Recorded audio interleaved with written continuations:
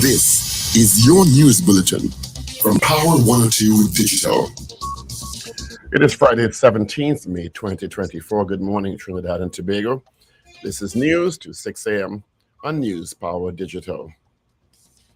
We begin with news that self-proclaimed spy Pastor Ian Brown is again in police custody after he and four other affiliates of the Strategic Services Agency, SSA, including the former director Roger Best, were detained by police during a 24-hour exercise between Wednesday afternoon and yesterday, Thursday. Brown and Best, who had been on administrative leave since March 2nd, are assisting police with a series of investigations, which include a murder investigation and allegations of illegally transferring guns. The five were being kept separately at different police stations and have been assisting police in the company of their attorneys. Brown, a former Special Reserve Police officer, was fired on March 19th.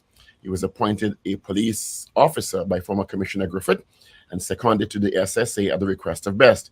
Best was sent on admin leave, and TNT's ambassador to the U.S., Anthony Philip Spencer, was recalled and appointed acting director of the agency. Spencer was also appointed to conduct an internal audit of the operations of the SSA. To date, 12 people assigned to the SSA have been fired as the audit continues. Attorneys representing Auditor General Jaiwanti Ramdas have filed for an injunction to hold the investigation led by retired Justice David Harris and David Benjamin into the impasse between the Auditor General, the Cabinet, and the Minister of Finance. It will be heard this afternoon by Justice Westman James. The legal team filed the injunction as a matter of urgency on the grounds the investigation is to be completed and the report submitted to the Minister of Finance within 2 months. The application for the injunction comes as Imber said he was not willing to drop the investigation, despite a request from the legal team representing the Auditor General. In response to the pre-action protocol letter sent by Freedom Chambers, led by Senior Counsel Ananam Logan, he explained the purpose of the investigation was not to remove the Auditor General, as Ramdas' legal team claimed. Meanwhile, Acting Prime Minister Colin Imber yesterday said the investigation into the mix-up that caused the impasse between the offices of the Auditor General and Finance Ministry is merely a fact-finding mission. At the post-cabinet media briefing yesterday, Imber reiterated the investigation led by former High Court Judge David Harris will continue despite threats of an injunction by the Auditor General led by Anand Logan, Senior Counsel. The Trinidad and Tobago Electricity Commission says it's seen a surge in demand for electricity. In a statement issued yesterday, the Commission said it recorded continuous increases in electricity demand over the past 2 weeks, as previous peaks were exceeded on 5 occasions because of a heat wave. On September 13th, 2023, TNTEC recorded its then highest ever consumer electricity demand of 1,410 megawatts. However, the month of May this year has proven to be the highest so far, with peaks of 1,422 megawatts on May 2nd, 1,447 megawatts on May 6th, 1,448 megawatts on May 7th, 1,455.8 megawatts on May 13th, and 1,456.2 megawatts on May 15th. TNTEC alluded to the fact that the Met Office announced the second quarter of this year, day and night temperatures are predicted to be above average for most of Trinidad and Tobago, with a 70% possibility of short-duration hot spells between April and June 2024. 24 pharmacies are under police probe after selling unregistered, fake, or expired drugs.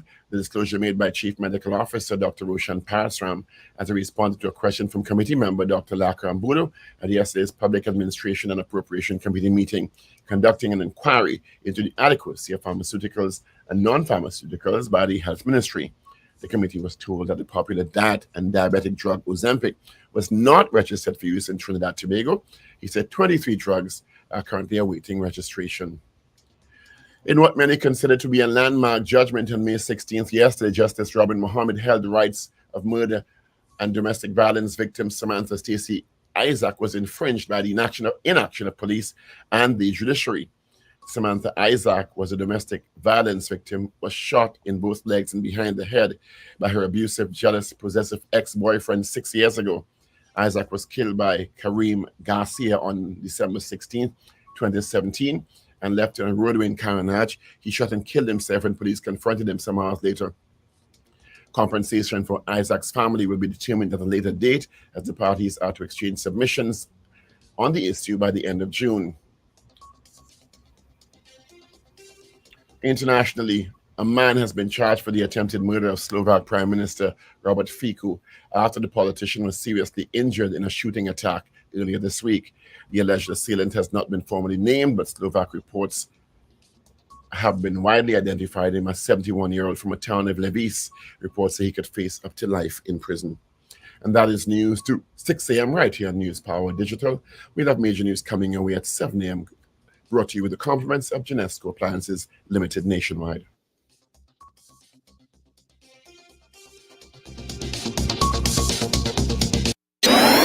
Up to date and credible. Power 102 Digital.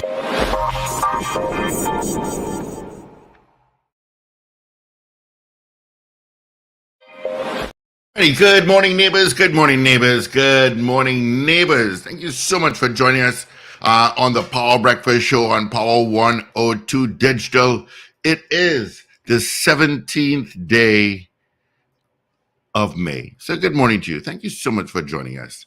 Of course, on the show this morning, full casting. We'll hear, good morning to Paul Richards. We'll hear from Wendell Stephen, Richard Ragoobarsingh. We got Shane and Ruben in the mix. Yeah. So good morning to you. Thank you so much for joining us. And thank you for being logged on to the Power Breakfast Show. It is very warm this morning, warmer than yesterday. It is 26 degrees in Piarco International Airport, 27 at Crown Point. And traffic-wise, I got nothing really to tell you about. It's beginning to build in the usual spots. But that's all I can tell you thus far. Good morning to you, Paul. What's happening?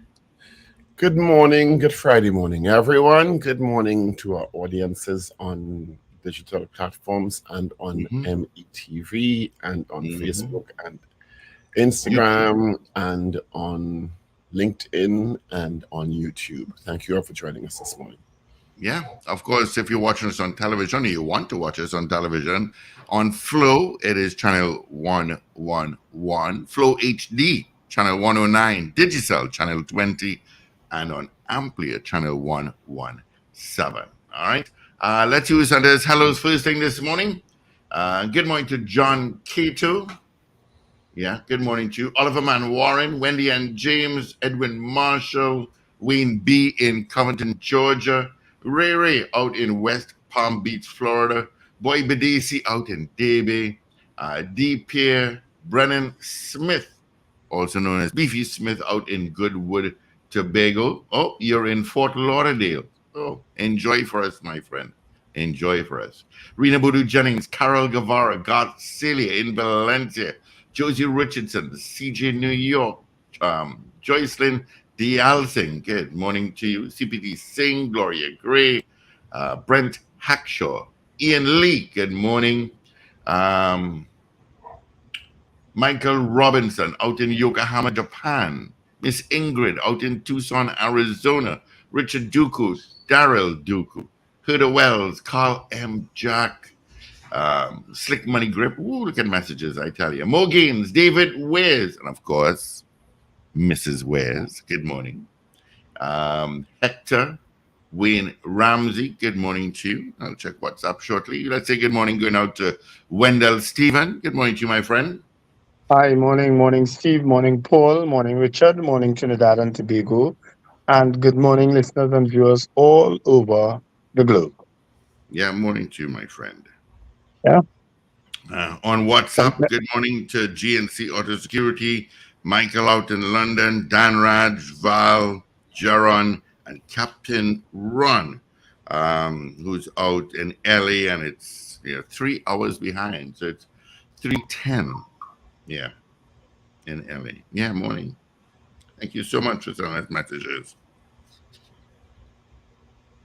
Yeah. All right, what's happening? What's happening, guys? A lot going. I just, this morning I saw 2 videos. I sent it to Paul. It is so disturbing. Well, aren't we accustomed talking about disturbing videos? I have a good video for you all. Let me see if I can swing my camera around. How do I do that again? Yeah, turn your hand. Be careful, please. Okay, I'm swinging my camera and Tell me if you can recognize. Tell me if you can recognize anything. I'm gonna turn. I have to turn my whole phone around. Actually, Mm-hmm. Mm-hmm. Mm-hmm. Yeah, in Panama. you seeing what I'm showing you in the distance there? Yeah, where is that? An unplanned trip. That's where I am. That's what you're seeing there is the Great Pyramids of Egypt. Oh, really? I didn't notice that. Look good. Yeah. Yeah, Paul, I have to bring it up so you watch it. He's bigger. Yeah. An unplanned trip, you see. Yes. I had an opportunity. My nephew is doing an event out here later down in the year, and he just said, "Let's go." He wanted to firm up some arrangements. I said, "Where? Go where?" He said, "Egypt." I said, "Okay." And I'm here. We Good live for by you. I'm in the third largest country in Africa right now.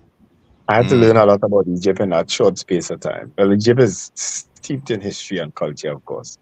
It's an Arabic country, as you know, and it's home to the last of the six wonders of the original six wonders of the world, and of course the third largest river in the world. The second largest. What am I saying? But the largest in Africa, which is the River Nile. You know, a lot of history here in Egypt. So that's where I am. 10 hours to get out of here. From New York, it's 10 hours. Envious of you right now. What's the Yeah, temperature? we like? live by proxy. It's hot. It's hot. It doesn't. There's the desert. It's extremely hot, dry, and brown. The place is brown. When I say brown, you think we been affected by Sahara dust? But you by the Sahara, what you expect? Well, You What you expect? you went by the for Sahara. you went you You're jump born into the right pot. in Sahara and you expect to be affected by Sahara dust? Come on. it is as brown and dusty as you can ever imagine. But I'm happy to be out here. I always wanted to do it, and I got the opportunity, and so that's where I'll be for the next few days. Enjoy yourself, bro. Enjoy Very yourself. happy. Enjoy yourself like you're playing mass. Yeah, man. Good for you. Oh. Not a problem at all. Life I- is to be I- lived, Yeah. Oh, Make yes. memories, my friend. Uh-huh. Oh yes, Life is to be lived, and don't think you can do it tomorrow because you didn't know if you're here tomorrow. True. Exactly. So, Ian so I'm Lee going to says, visit. I'll do it next week. Yeah, the way yeah, things Ian going Lee these days. says, or global traveler Ian Lee says, don't drink the water or have ice cubes in your drink. I was told that about the water. Yeah. I was told that about the water. What the Yeah. water bad? Yeah. I was told about the water. Drink bottled water alone. Okay, well, Yeah. But you would have heard that from other places you go to. It's not unusual. I heard that about Venezuela. Yes, even in Venezuela, it Caracas, I is know like you go to that. Caracas. Make sure Yeah. you drink bottled water only. Yeah. But I intend to ride a camel and visit the pyramids today.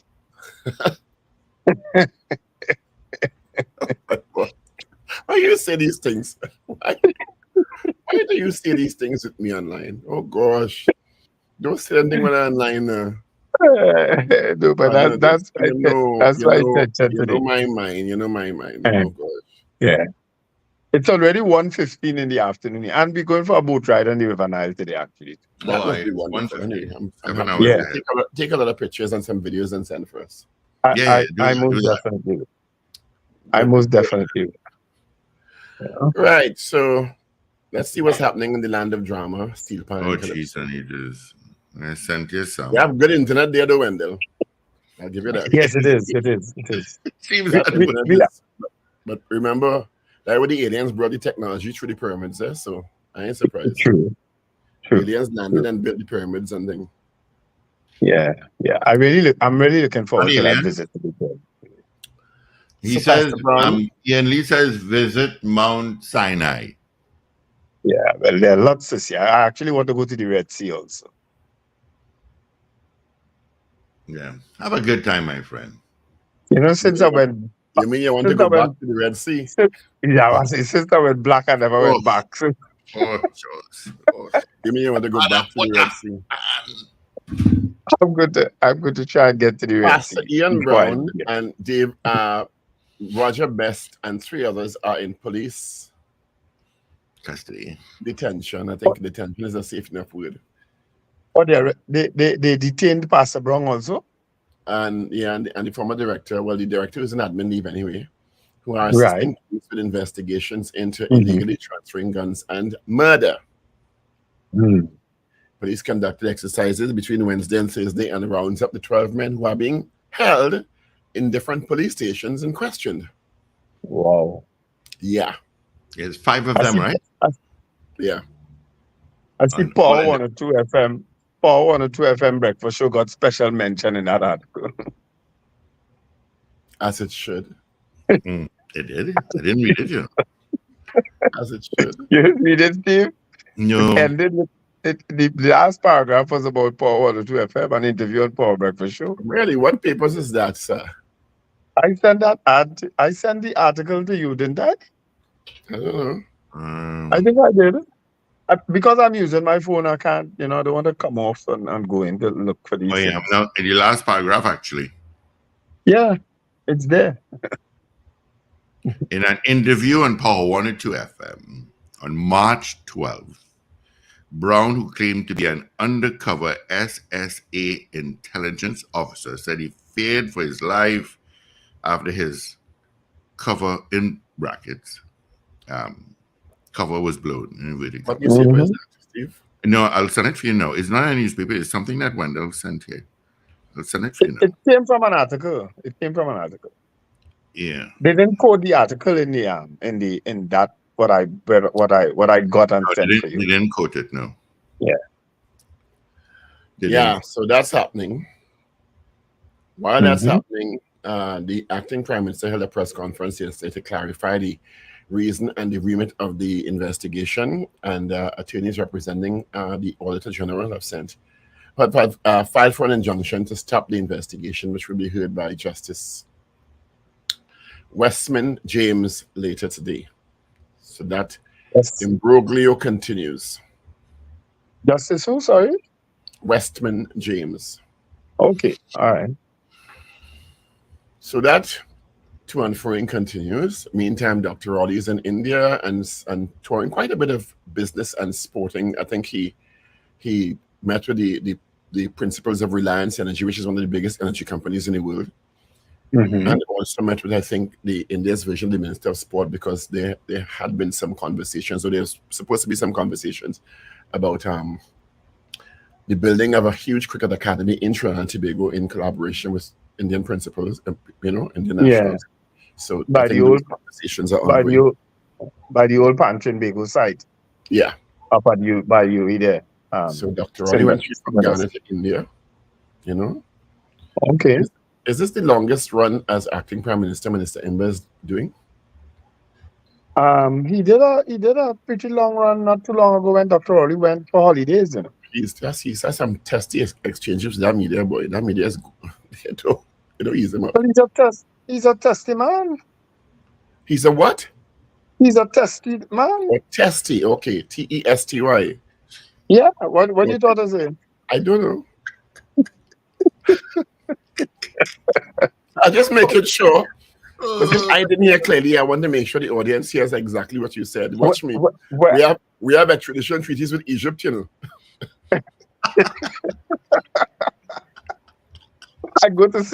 I was going to say he's a testy little man, but I just said he's a testy man. But he's a diminutive physically, but he's a larger-than-life personality. Yeah. Speaking of larger-than-life personality, on cue, good morning. Hi, good morning, guys, and good morning to our listeners and viewers wherever you are. And good morning, Richard. But I'm sure you know that already. Say what? Actually, no, he doesn't, What's that? Wendell is in Egypt. Actually, no. Wendell is in what? Egypt. Oh, no, I didn't know that. I figured he was out of the country, but I didn't know he was in. He doesn't tell his attorney, it's his I principal didn't know he counsel was when in he's flying the out. He doesn't tell us anything. He just goes. He doesn't bring back So this- anything for us either. He's not obliged to tell us anything. I This didn't one know was he not- was in Northern For you. Africa. This one was not planned. This trip was not planned. But when the opportunity came, and I have loads of miles, so people feel like spending a load of money. No, You I'm not. think? I have loads of miles, and I literally flew out here for less than 150 US. This was very busy yesterday. The The pink, pink phone? phone. The pink phone. The amount one? of judgments I get flying on their phone yesterday from courts. Oh, Richard, Black did you Go get ahead. a judgment on this domestic violence? I Yeah, think some I judge did. did. I did with Samantha. Paul had sent it to me too. And the, Stephen had also the sent it to me. what many consider a landmark judgment, Justice Robin Mohammed upheld the rights of murder and domestic violence victims Stacey, Samantha, Isaac were infringed by the inaction of police and the judiciary.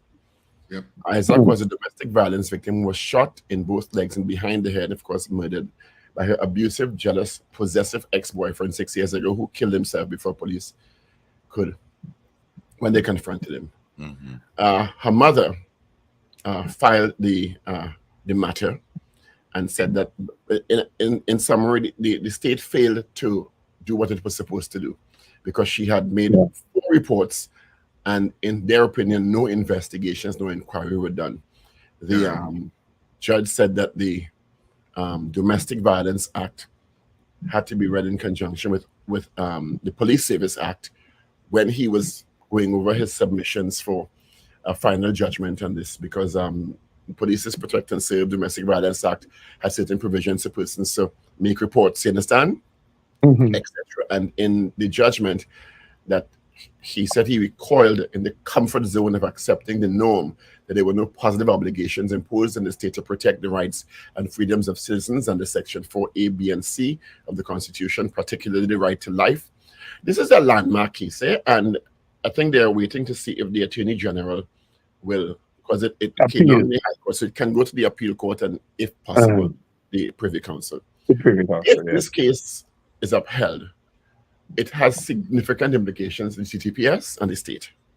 Yeah.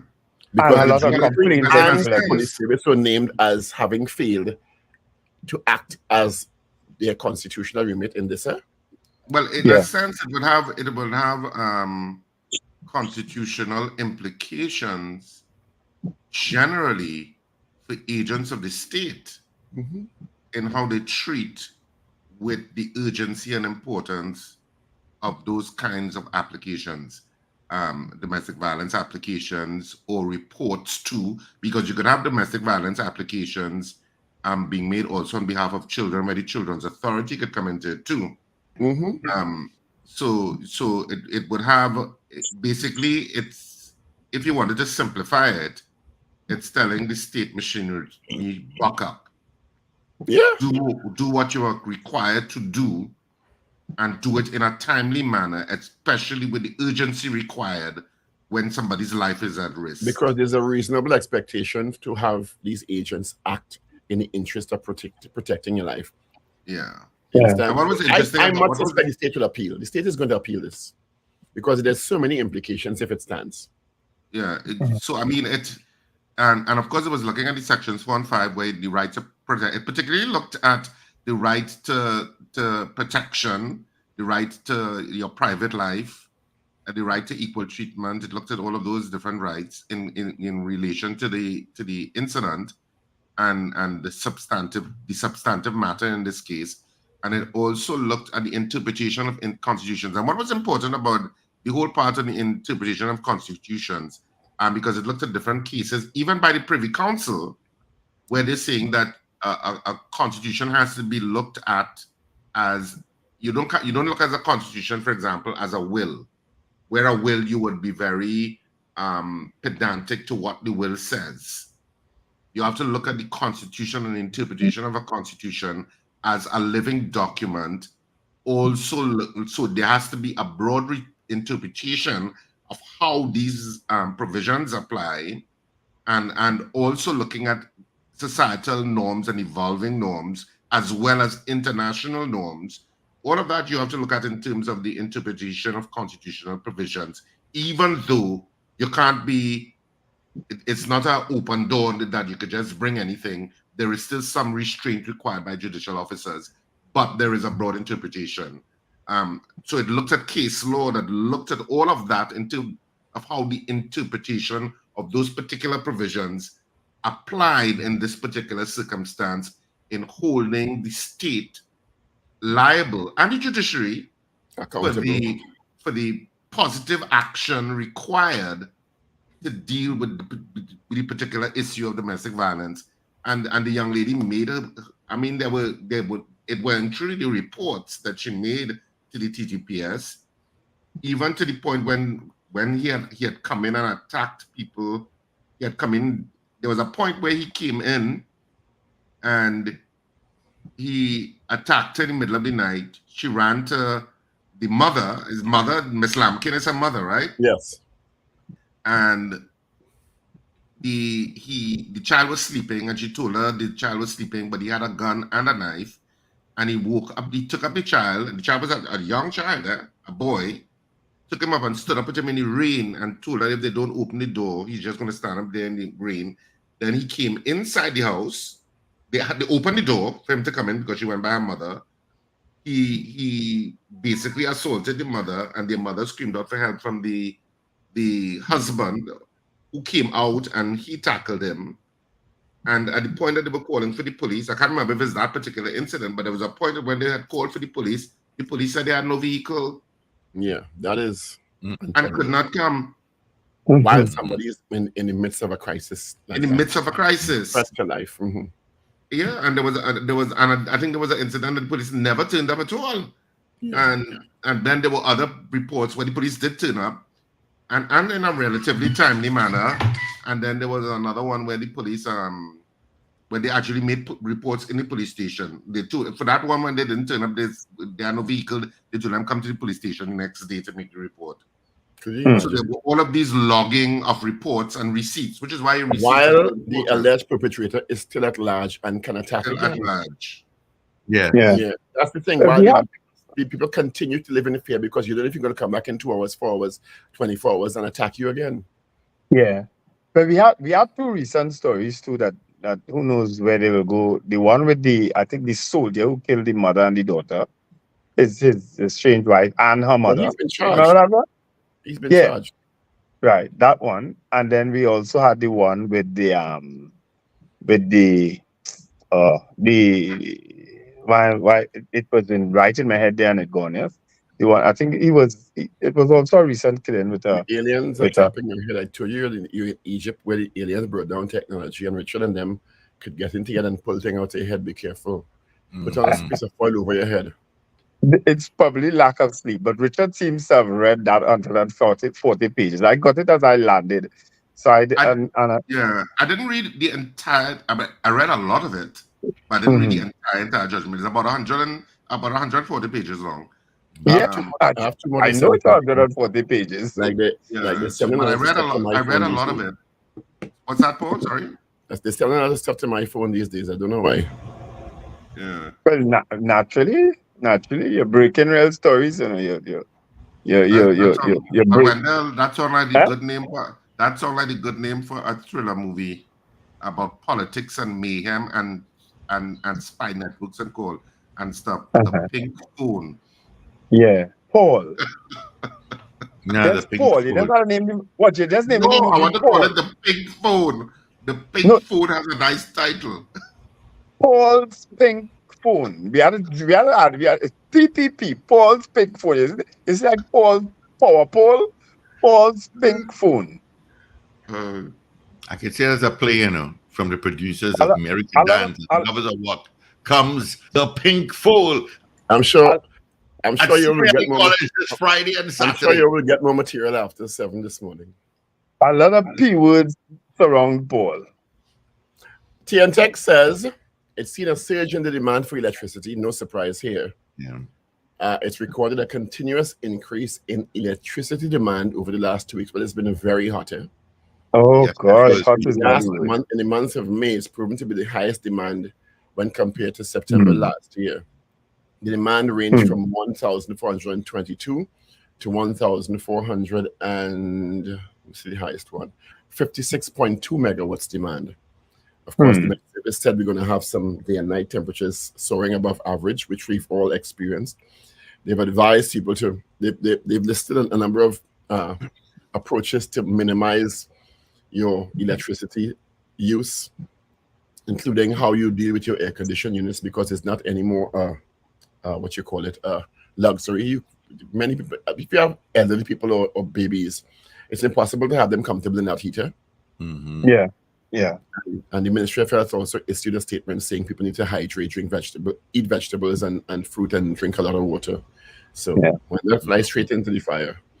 I'm going to play 2 videos back to back.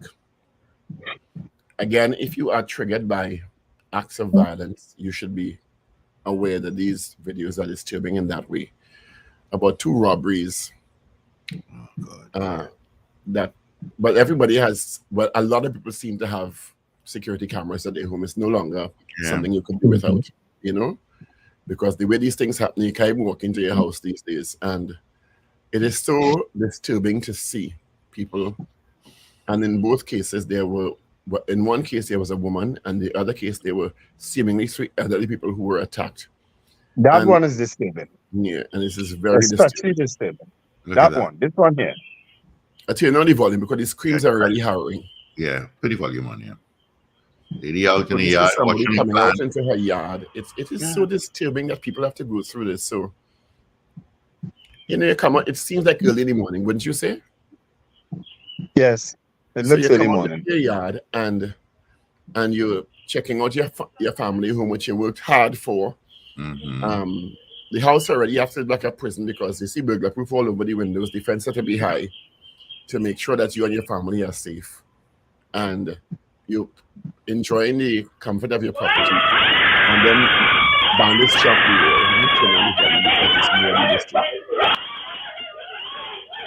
and there are 2 elderly people trying to fend off these bandits, and you know they're relentless. You know, that's the sad thing. People are trying to fight back, and these miscreants are relentless. And they're beating the man on the ground. And he's now accosting the woman in the red top. And is there a knife in his hand? Yeah, it looks so. And threatening to stab her. And she has to beg him not to stab her. And I'm saying, who raised this animal?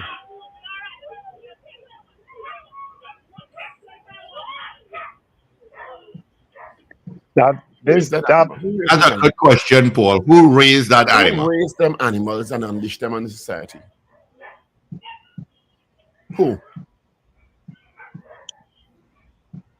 I mean, that's assuming they were raised. You gotta rewind that video a bit, Paul. Yeah. So lady reach home from work. Everyone, we all do it. Watch. I haven't seen this one though. Watch it right to your screen. You see this idiot that was dragged up and follows her into the yard. So is that an accomplice with the umbrella? Yeah. And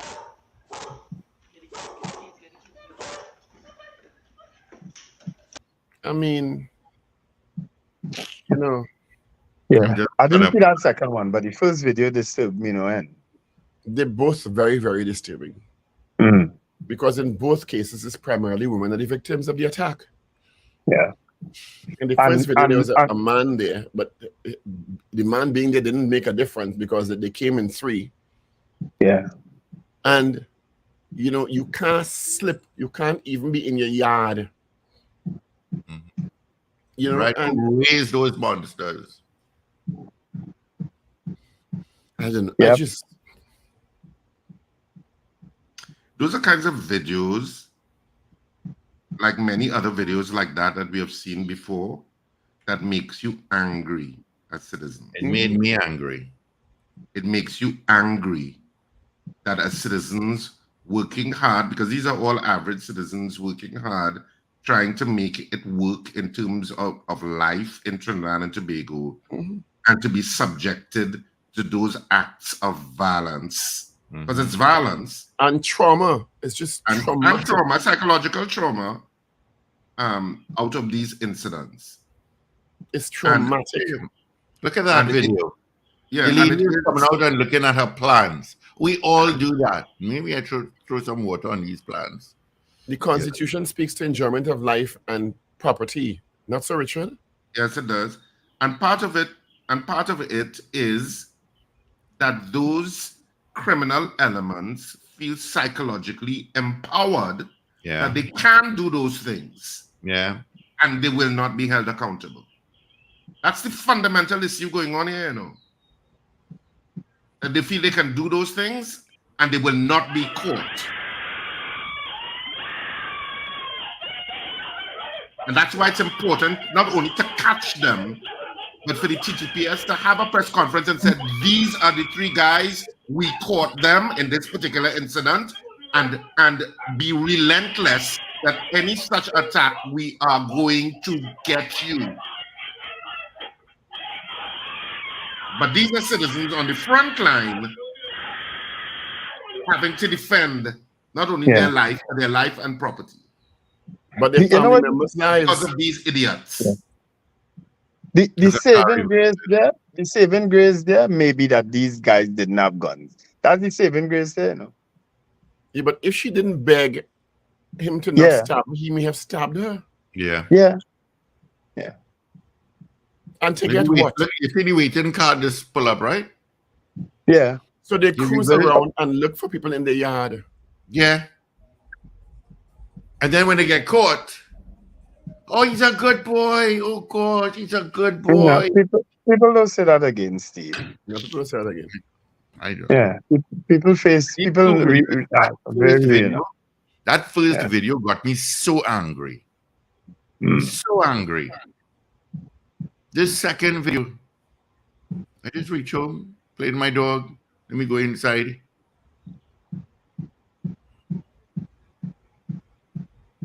I don't know. And what they're taking from people? A purse? What a purse could have in it? But that's it. They're just taking it. The donors, whatever they get. You know? They were just random. They're just grabbing. And I think she said, it almost, well, she's basically saying, take it, I think, at some point. Keys to the car. Life is more important than any material things at that point. Yeah. Yeah. I don't know. But citizens should not have to go through that.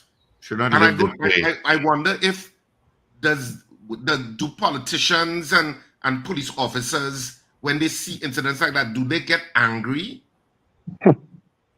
I'm sure they do. Listen to me, I as I say, I went through it twice. And on the last occasion, well, the other occasion that I had something removed from my property, that video of that fan that went viral. Yes, I remember that. Yes. Now, police came, guys, took the footage of the DVR, because even though I had it for them, they came, and I have never heard from anybody in the TTPS again. Never. Never. The guy provided the footage. I provided the footage, but they also had to, for process, come and take it off the DVR. They came and they took it, and I've never heard from them since. How long was that? I even forget the date. It's about 2 months or more. Yeah, it's about, wasn't it close to around Christmas or a little after Christmas? It was this year, earlier this year. Yeah. Oh, okay. And I've never heard from them since. Was it around Carnival time? Yes. And I understand that the guy is incarcerated because he's stealing other places too. You understand? But I've never heard from the TTPS again. And there's a confidence that runs two ways with regard to that. There's confidence of the citizens in that the TTPS will act in terms of the circumstances that they face, and the second circumstance is the lack, whether or not the insecurity of the criminal element that they will be caught. Yeah. Yeah, and those two things are not running. So citizens don't feel confident that you're going to get redress or accountability in terms of the infringement of your rights as a victim. And then the criminal element not feeling insecure, they're feeling more emboldened. Me, I just, as I say, I try to stay away from certain places and certain situations now that could warrant that. Wendell, these people were all at home. Yeah, I know, and I was going to be that. home at some point. I was going to that. Even when I'm home now, I try not to be. I mean, I like my yard. My yard, I have a big pond with fishes and turtles and things. I love being in my yard. And the mango tree. And I have a nice mango tree, a Julie mango tree that's going to have plenty Julie mangoes this year. You understand? I love my yard. I'm always in my yard. Anyway. But I want to give you a quick glimpse of somewhere where I don't mind being just now.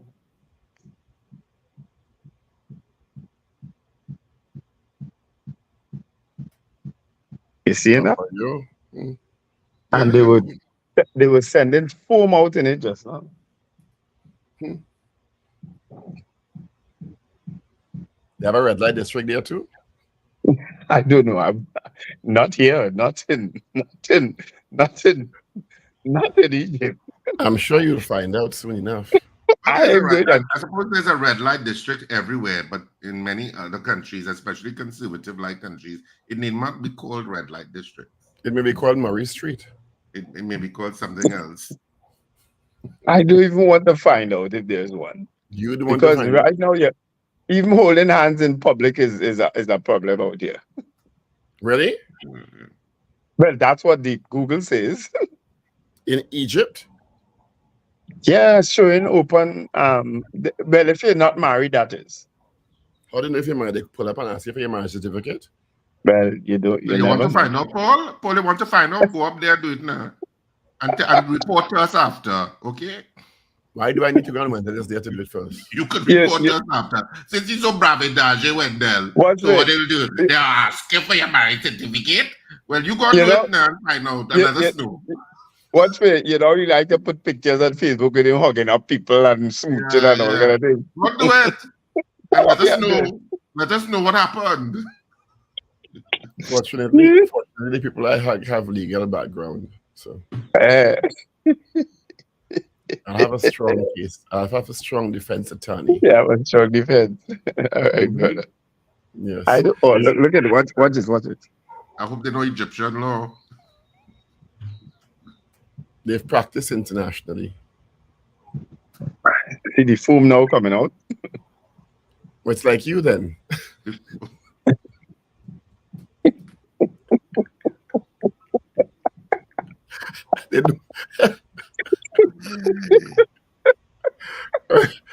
Richard, do you have newspapers? Oh, yes. Sorry, we're supposed to open the phone line. Sorry, Steve, 222 talk. Come, quick. Let me take two calls before they. Yeah. The phone lines are open. Zena, Nemesis, all you call now. They both free yesterday, so I forget. Yeah, you supposed to remind me earlier, Steve. We're supposed to take two calls. No, I was so angry with that video. Just take the calls so we don't get mashed up later. Oh God. Yeah. All right, lines open. Let's say it again. Lines are open. 222-8255. North America. 866-525. They don't call it, but there's both we don't open the phone line. But when you open the phone line before 6, Zena's still in she bed. Yeah. You can get up for she comes here. And Nemesis still looking up for something to talk about. Was he not up here? No, Nemesis will call. How much you want to bet? Put money on it. Good morning. Good morning, Steve. Good morning to the whole cast here. Morning. Yeah, go ahead. Morning, Lincoln. Morning, Lincoln. I know we cannot use one experience to justify something, but if there is not a better excuse for medium artillery for home defense, these two videos are. Right? What do you mean by medium artillery? Explain that, because I'm not military trained. A pistol may not be adequate when 4, 5, 6 people running into your house.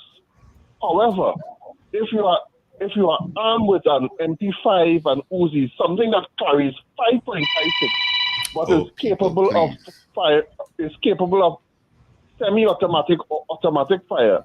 When them hear rat-a-tat-tat behind them, all robbery is done. A quick example of that is the shooting at the police officer in the bar. You notice he was very aggressive when he come in, but by the time when he hear shots fired at him, all robbery attempt finished. He wanted to get out as soon as it happened. All right, thanks. So if there's any evidence, if there's any case for having heavier weapons as home defense, this is. All right. Thanks, Lincoln. Me Let's and guns is all right. Morning. Hello, morning, everybody. Happy Friday to you all. Morning, big guy. Yes. Morning. Yeah, I just want to reiterate the thoughts of the remarks of Zena and Nemesis. And even though you all may take it as a joke, a number of people would like you all to open the lines a little more. You know, and I saw somebody, I think Hector put a poll that you should have. And the poll should be open the lines more to the listeners. Because the listeners are what carry your station. So I reiterate their comments, and I think you all should start taking them seriously. Have a great week, everyone. If I get guys. Good morning. Oops, it is. Good morning. We have listened to you. Good morning. Good morning, gentlemen. Morning. Morning. I sat here in my office watching you guys on YouTube. I was just going through my phone. I just come upon these 2 videos. Those 10 videos you all just showed. Before you showed it, I looked at it. I got so mad, especially that second video. I got so enraged. I just don't know what to do with myself. It has got me so crazy. I just text my wife and my son and just tell them, just be careful out there. Yeah.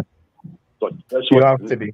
Do in the morning. I go to my yard, look at my plants, water my plants, and these kind of those sort of things. Guys, you just have a good day. I understand you, bro. I do. All my lines are lit up. Which one you have newspapers? Let's take one more. Or should we forego the newspapers this morning because you'll have an interview coming up at 7 o'clock? Yeah, let's forego the headlines. Let's just do the quick headlines at closer to 7 and let's just take some calls. Good morning. We listen, you know. So no poll today. Yeah, we have a poll. Good morning, gentlemen.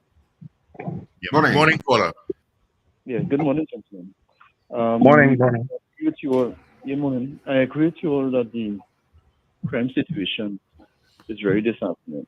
But what I disagree with, and that is from my probably observation, whoever the case may be, is that the criminals and them are fearful of being caught. I don't think that. You mean not fearful? Yeah, right.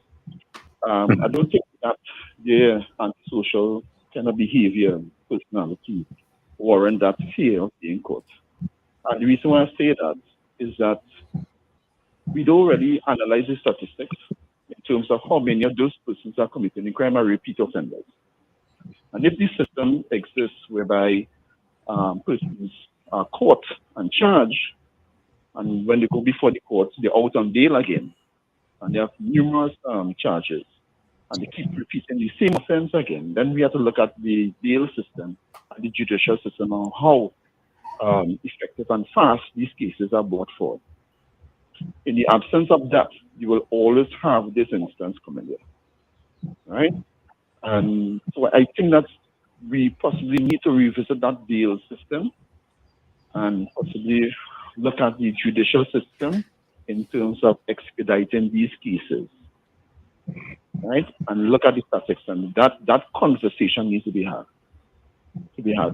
among the population, among the all right, persons who follow it. Right? You know what this video also shows? Your natural instinct to come to the defense of a loved one. Look how that elderly lady ran out there with that chair.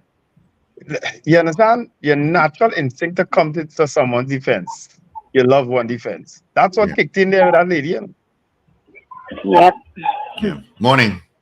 Good morning, gentlemen. This is Central Animal over here. How are you all doing? Good. That video really hurt my heart. Huh?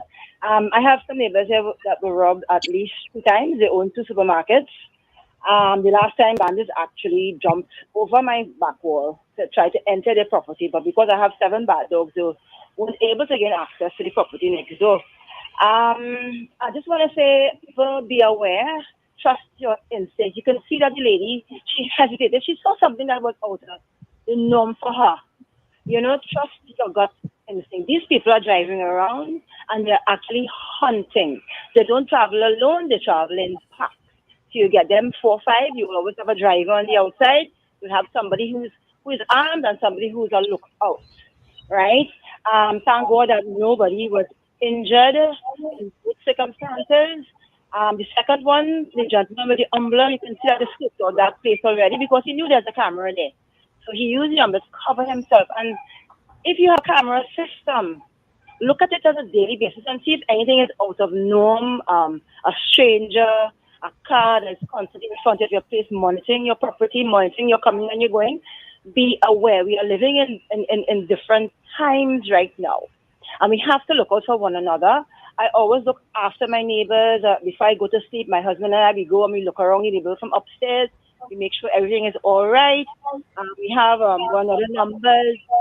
Blow horns, air horns are available. It's very, very cheap. Form your neighborhood watch. Mm-hmm. You know, I'm sorry this is happening in my beautiful country to our beautiful citizens, but it's different times. Be aware. Trust your gut instinct. If something doesn't feel right, 9 out of 10 times, it's not. Yeah. Right? Thank you. Yeah. Everybody Good advice. Good advice. Very, very good analysis and advice. Thank you. Yeah. Thank Good you. advice. All And right, that issue of the air horns, and well, I mean, I used to be a dog lover. I don't have dogs anymore, but you see, getting the right kind of dog too. You notice in both cases it were pet dogs, right? Yeah. Well, the right kind of dog with the proper training. Mm-hmm. Well, yeah. Good morning. Good morning. Yeah, morning. Sorry to call back, but I'll just do 1 minute. I'll be very quick.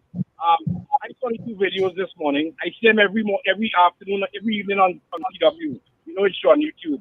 And I know what's going on. Even though I live out here in America.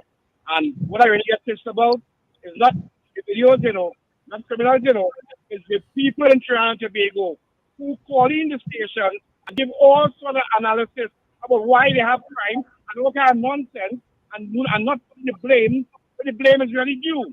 There are a number of things that can be done about this crime. They just have to do with legislation. I'm not going to do it now, but that's what gets me upset. If people in Trinidad who give excuses for why they have blame, why they have our crime, and not blaming the correct people who are not doing anything about the bloody crime. Have a nice day, gentlemen. Right. Says someone who moved out donkey years ago and living in New York of all places. Good morning. Morning, Steve. How are you doing? Good morning. Go ahead. All right. You know, gentlemen, I look at those 2 videos there, and it's so scary.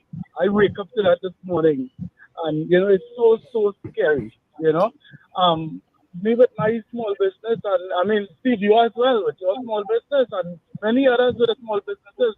These fellas just be looking at you. They're monitoring you, you know. Mm-hmm. You understand? I just be so afraid with my wife and daughter alone home. Sometimes my wife in the business by herself, the worker in the business by herself, and I just be so afraid. I just be very afraid of it, you know, because these fellas can just walk in and function you. For example, I remember I told you all some time ago about this guy that came into my store. I had placed the video on my status and you looked at it. Mm-hmm. Kyle King, eventually he got hold, thank God. But the thing is, had he had a weapon on him, it could have been different, right? Could have been something different. And you know the thing about it is, the police waste that time calling them. Waste that time calling on the police to do anything because they never have vehicle, number one, and they're always tied up with something else. They never have time, for example, that same incident in my store. Up to this day, Up to this day, they ask for footage. They say they will come back for footage. I had someone come and upload the footage on a flash drive. To this day, it never came through. They're still in an envelope waiting for them. Right?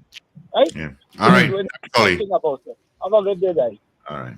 Yeah, sorry to hear about that, Oliver, again. Yeah, I remember that. All right. Are we doing a poll? Let me get the results of our poll from yesterday. Yesterday, we asked you, do you agree with the decision by Acting PM and Minister of Finance, Colin Imbert, to continue the probe into the Public Accounts 2023? That was our poll yesterday. It's tied, 50% each. It's tied. Okay. Yeah. All right. All right. Do we have a poll?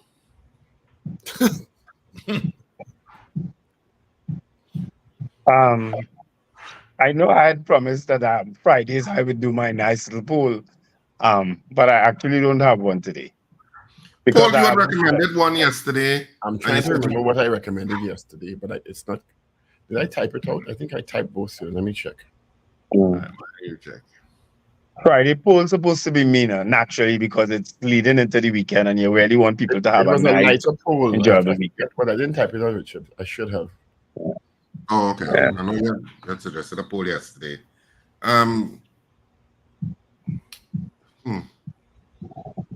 What was happening yesterday? I would have triggered my thing.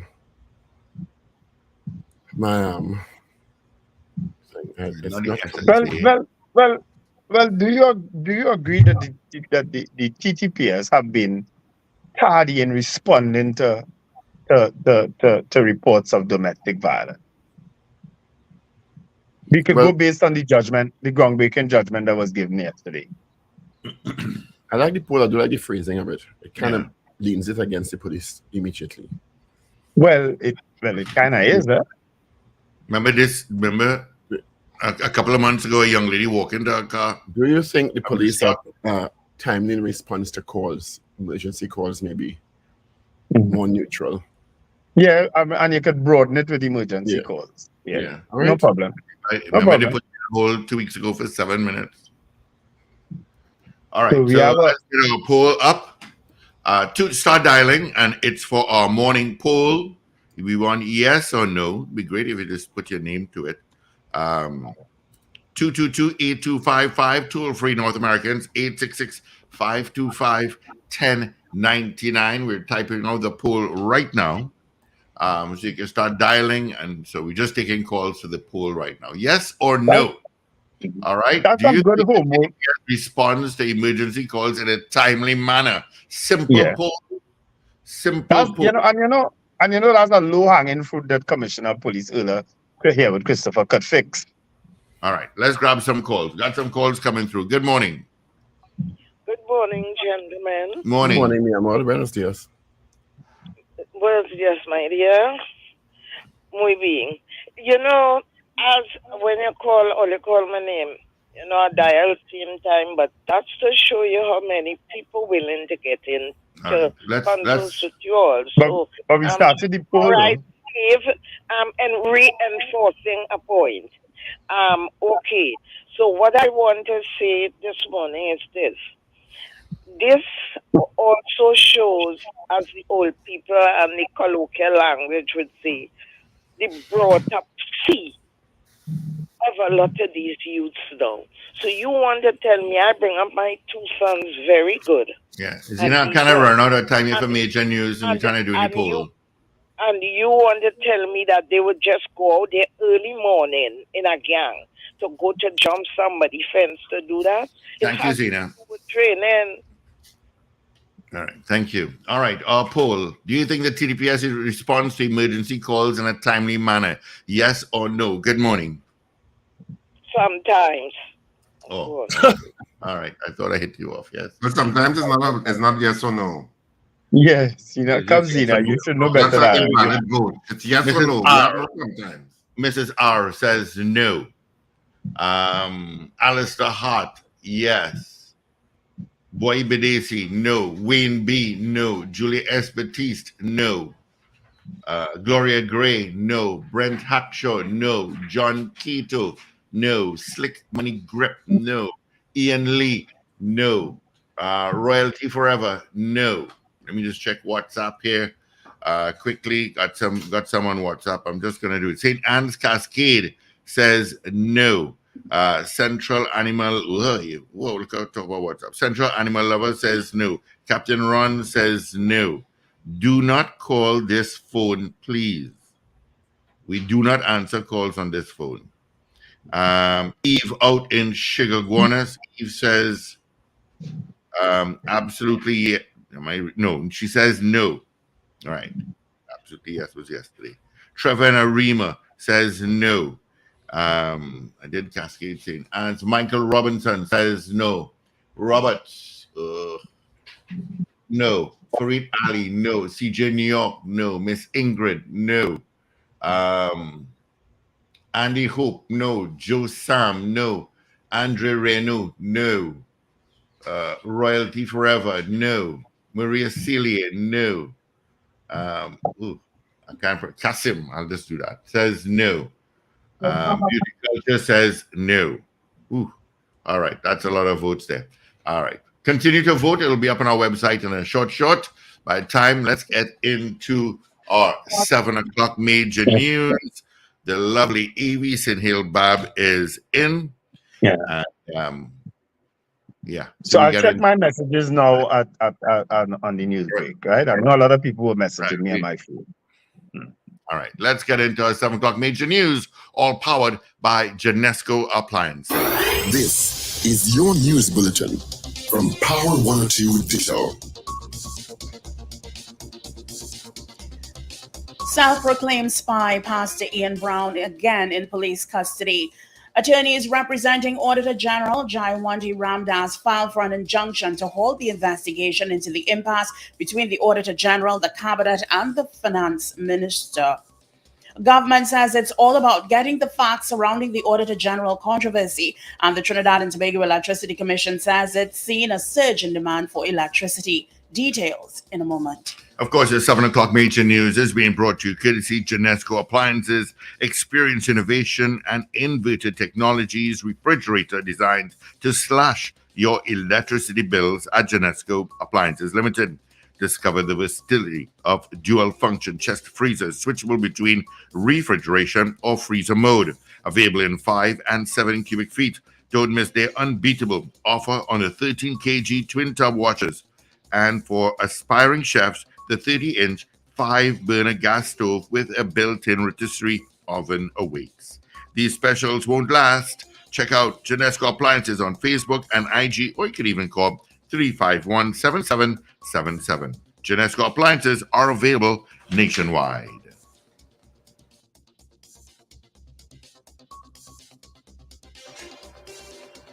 This is news to 7 o'clock on Power 102 Digital. I'm Avril Sinhale Bab. Good morning. Self-proclaimed spy Pastor Ian Brown is again in police custody after he and 4 other affiliates of the Strategic Services Agency, including former director Roger Bast, were detained by police during a 24-hour exercise between Wednesday afternoon and yesterday. Brown and Bast, who have been on administrative leave since March 2nd, are assisting police with a series of investigations, which include murder and illegally transferring guns. The 5 were being kept separately at different police stations and have been assisting police in the company of their attorneys. Brown, a former Special Reserve Police officer, was fired on March 19th. He was appointed a police officer by former Police Commissioner Gary Griffith in 2011 and seconded to the SSA at the request of Best. Attorneys representing Auditor General Jayawanti Ramdas has filed for an injunction to hold the investigation led by retired Justice David Harris and David Benjamin into the impasse between the Auditor General, the Cabinet, and the Ministry of Finance. It will be heard this afternoon before Justice Westman James. The legal team filed the injunction as a matter of urgency on the grounds the investigation is to be completed and a report submitted to the Ministry of Finance within 2 months. The application for the injunction comes as Imbert said that he was not willing to drop the investigation despite a request from the legal team representing Auditor General Jayawanti Ramdas. Meanwhile, the government says it's just interested in getting the facts related to the Auditor General's submission to Parliament of a report on last year's public financial accounts, which did not factor in a $2.6 billion understatement in revenue. Minister of Finance Colm Imbert told the Weekly Post Cabinet News briefing on Thursday that once the process is completed, then appropriate follow-up action can be taken. He said the probe cannot be binding on anyone, public servants involved, or the Auditor General herself. Once the facts have been established, then other things can be done, he said.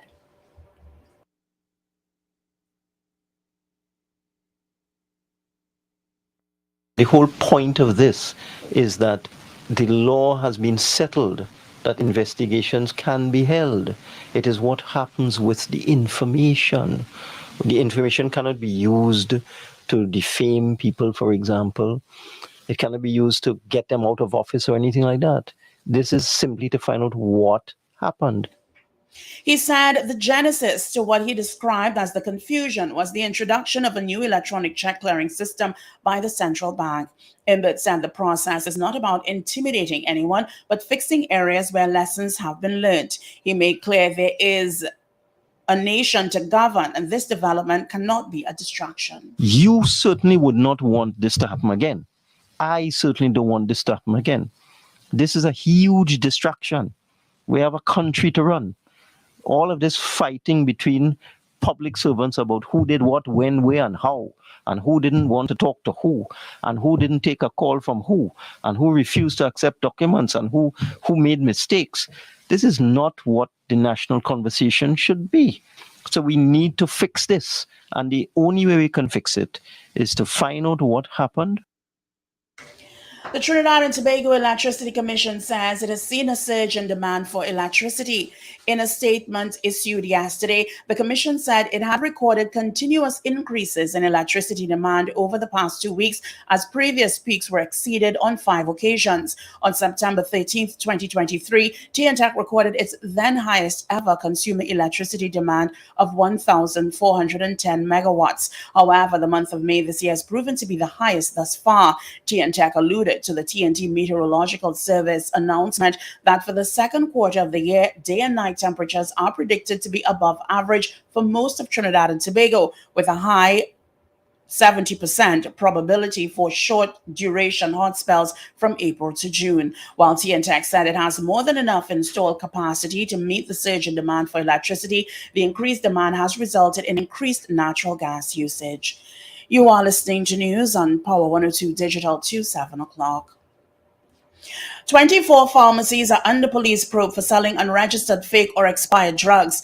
This disclosure was made by Chief Medical Officer Dr. Roshan Parasram as he responded to a question from committee member Dr. Lakram Bodo at yesterday's Public Administration and Appropriation Committee meeting, which conducted an inquiry into the adequacy of pharmaceuticals and non-pharmaceutical supplies by the Ministry of Health.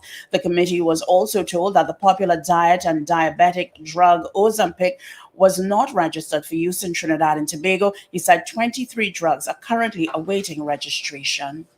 Well, finally, here's weather news for the period today till midnight. Trinidad and Tobago, fair to partly cloudy with scattered showers and the low chance of an isolated heavy shower or thunderstorm. Conditions are expected to settle by evening. Hazy night with 1 or 2 brief showers, gusts and street flooding possible in the event of a heavy downpour. An increase in the Sahara dust concentration to moderate levels can be expected from this evening. You can look out for a forecast, a maximum temperature of 34 degrees Celsius at Piarco International Airport and 33 degrees Celsius at Crown Point in Tobago. Currently, it is 29 degrees Celsius at both localities.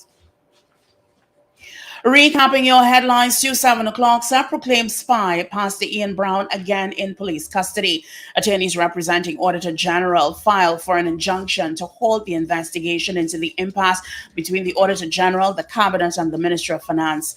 Government says it's all about getting the facts surrounding the Auditor General controversy, and the Trinidad and Tobago Electricity Commission says it's seen a surge in demand for electricity. I'm Avril St-Hill-Babb. That was news to 7 o'clock on Power 102 Digital. Look out for more news in detail at 12 noon and an update coming up at 8 o'clock this morning. For more details, log on to power102fm.com.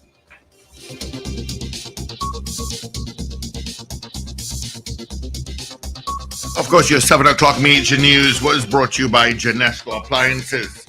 All right. Thank you so much, Genesco Appliances, for powering out 7 o'clock major news. Experience innovation and inverted technologies, refrigerators designed to slash your electricity bill at Genesco Appliances Limited. Discover the versatility of a dual-function chest freezer switchable between refrigeration or freezer mode. Available in 5 and 7 cubic feet. Don't miss this unbeatable offer on the 13 kg twin tub washers. And for the aspiring chefs, the 30-inch 5-burner gas stove with a built-in rotisserie oven awaits. These specials won't last, so you can find Genesco Appliances on Facebook and Instagram, or you can even call 351-7777. All right? Genesco Appliances are available nationwide. Thank you so much, Genesco Appliances, for powering our 7 o'clock major news. Up to date and credible. Power 102 Digital. All righty. Let's take a look what's happening on the highways and the byways. It's a hot morning already, 29 degrees out of Diego Martin, out of Maraval, from Mocha coming down. St. Anne's, you've got traffic. East to west corridor, you're going to pick up traffic from Piaco towards UE, and then Valsay, the Port of Spain. County roundabout towards Kirep. Kelly Village, you've got some traffic there. There's a car accident in Kelly Village just after the St. Helena bypass if you're heading westbound. Leaving Sugar Guanas, you're going to pick up your traffic way before Chin Chin Road, and that's going to take you straight down to Ibis Gardens. Montrose Main Road is heavy. Let's head down south, see what's going on there. Nothing really in south, would you believe? Just by St. Martin, you got an accident. But get into Gasparilla, you've got it. The Solo is pretty much clear until you get to after Monroe Road. All right? So that's it. That's your traffic update. All right, gentlemen, we got some more votes here. A lot of votes coming in. Let's see if we have it. Let's see. Donna Clark says no. Hector, no, for the 500th time. Scorpion Pepper, no. Cynthia Aaron. Morning to Cynthia. Trini B. Okay. Right. Okay. That's pretty much it. And let me see on WhatsApp. I know I have some on WhatsApp. I have Edison. Good morning, Edison, saying no. Yeah. Edison, the last time I called 999, I was on hold for 6 minutes. Well, 6.5, almost 7. I've got Ali, morning to you. I don't know where you're calling me from, but no, she says. I've got another one here. Debbie, good morning, Debbie. Debbie says no. Jaron says no to the poll. Central Animal Lover says no. Captain Ron says no. I think I did that already. Yeah. All right. Richard, I'm hopeful you're writing. Well, yeah, it's unanimous, I think. Yeah. No, there was one person that said yes, Yeah, there was one person. Lester Craigwell says Alistair no. Alistair had voted yes. Yeah. I remember that. Again with a no. So, well, you got a sense of the results there already. One person Pretty much, huh? One person voted yes, and 37 people voted no, for a total of 38 people voting on the poll this morning. So out of the 38 people voting on the poll in the allotted time, one person said yes, and 37 people said no. So I would imagine our guest would vastly dispute that during his time there. So the vast majority I dispute that. I was on the phone 2 weeks ago. The vast majority of the people of citizens calling in basically are saying no, they're not. They don't think that the Trinidad and Tobago Police Service is timely enough in responding to emergency calls. So that's certainly something for the TTPS and the recently extended Commissioner of Police earlier here with Christopher to take on the remit. And I consider it a low-hanging fruit, Richard and Steve. I consider it a low-hanging fruit that is something that can be fixed. I'm sure it can be fixed. Yeah, I'm sure as well. Mhm. When there's a will, there's a way. But Yeah. I cannot understand, and reading that judgment yesterday, I cannot understand why, because a lot of this took place in 2017. Mhm. After all of the billions and billions of dollars that have been poured into the Ministry of National Security and by extension the TTPS, how can a citizen still call a police station and still be told we have no cars, you are not coming? We have no cars, you are not coming. Yeah. I don't And when understand they it. come in, is a different story. I'm not even getting to that point, Steve. I'm talking about the fundamental issue that I have called the police, and nobody's just calling the police to say, hi, lovely weather we're having, huh? They're calling the police because of some issue that they are facing. Yeah. And you are told by a police officer in the 21st century, after all the money that we have poured into the Ministry of National Security, and a lot of that is taxpayers' money, yes, your money, citizens, and they still tell you we have no car. You know what will be interesting to find out? How did the TTPS, how did the police respond to those two robberies yesterday? Those two incidents that were caught on camera. Because I'm not in the first instance, I'm not sure if they got anything. I think one of the guys ran in the house and picked up something. If I'm not mistaken. It looked like one of them running, yes. No, in Yeah. the second video, they got a woman's vehicle. Right. Yeah. Right. They got her bag. Yeah, the first one, it doesn't seem like they got anything because the woman was screaming so was so unrelenting in terms of her screaming that neighbors must have heard. Yeah. Yeah. They must have been concerned that there was other neighbors maybe activating, calling the police and stuff like that. Right. Because you have to look out for everybody at this point, in terms of that fight against crime. Yeah. Yes, you do. So I'm wondering, how did the TTPS or when did the TTPS respond in those two incidents, which is the the latest ones that we have on camera? Yeah, well, if anybody could, if any of the victims could let us know, they may be listeners to the Power Breakfast Show. Because I think everybody listening to us now. I don't see anybody listening to any other than boring thing that put you to sleep in the morning. So maybe somebody. Yeah, go on. No. Yeah, no. So maybe one of them listening could let us know how long did the TTPS take to respond. Yeah, and these two videos, of course, are now viral across the country. And you would think that I assume. Where's our guest? Yeah, hear my assumption, Wendell and Steve. I know where you're going. I assume that TTPS is going to hold a press conference today on the issue. I figured as there you're going. So we're in a first world country and thinking about the public and the citizenry that you would do something like that. Well, let's Richard, you know the public information officer of the TTPS pretty well. Maybe you could reach out to that person. Well, and find out. Yeah. Yeah. Well, let me just go through the headlines quickly now. So as we're waiting before we get into the interview, I'll just do it rapidly. So the news day for today, and of course it's Friday, May 17th, 2024. Why is that date sounding so familiar? Oh, I know why. It's because theater is on tonight in Sapa. Love is a Walk. It's on tonight at 8:30 p.m. and of course tomorrow at 8:30 p.m. Just 2 nights only at Sapa in San Fernando. You should not miss this play. Trust me on this. You can see all of the reviews on social media.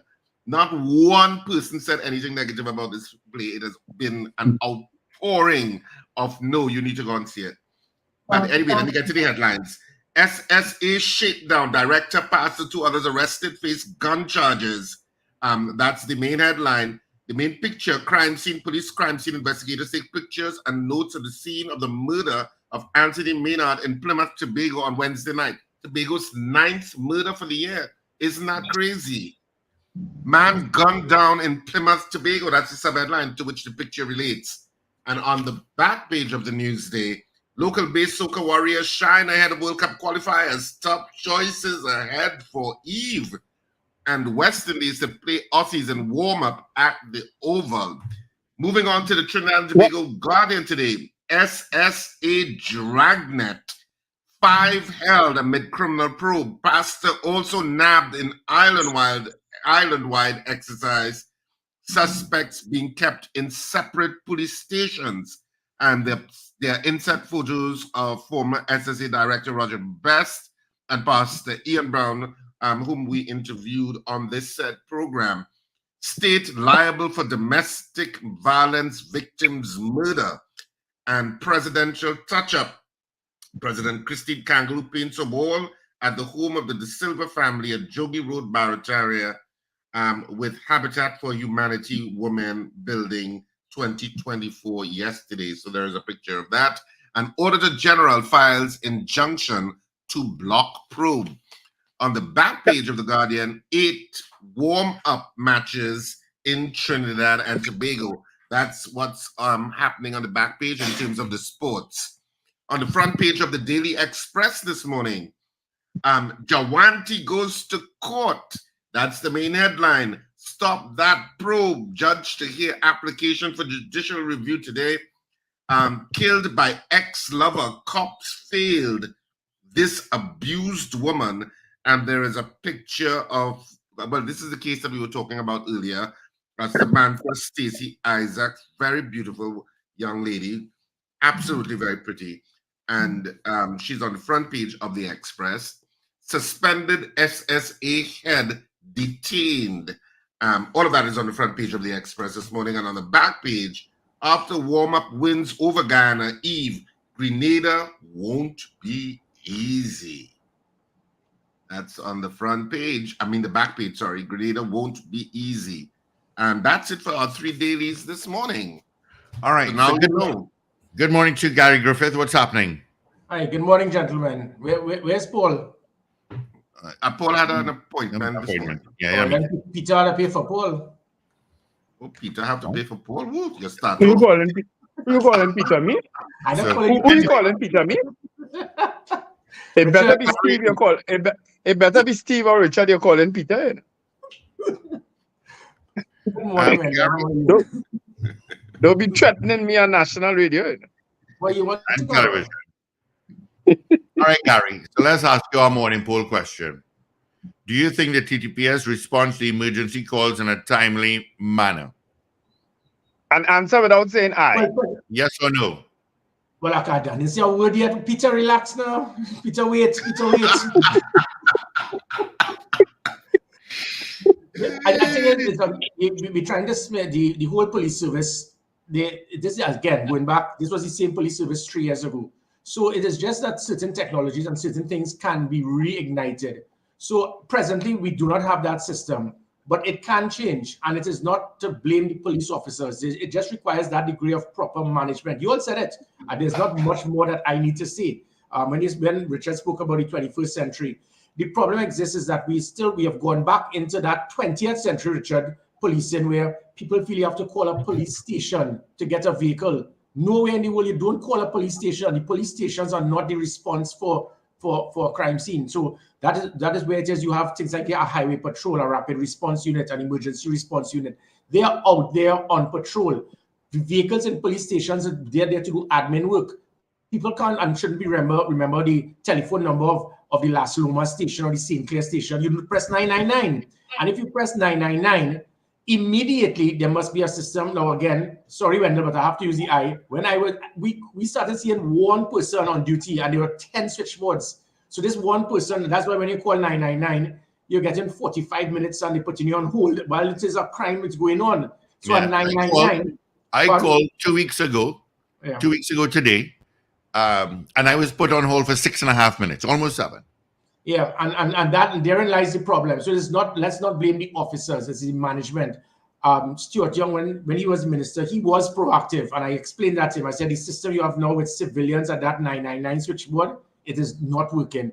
Get the police to take over. Make sure you have 10 persons 24 hours a day. So first step is 999. Somebody must answer that call within a few seconds. I went to NYPD. I saw it, especially after 9/11. How they have it. What they have is that 911. You call, and then they're asking you police, fire, or medical. Depending on what you say, they immediately put you to those persons. And so then you can have an immediate ambulance response in minutes. And whilst the ambulance is getting to your home, you explain that your father is lying down and they're telling you what to do. That is 21st century law enforcement, similar to policing. So you call 999. Firstly, you must have that immediate response. Secondly, when it is you make the call, you're supposed to have an operation command center. The GPS will see where that call is. And then you see the police vehicles in closest proximity. So that is where we had the emergency response patrol with the GPS on the police vehicles. Do we have that now?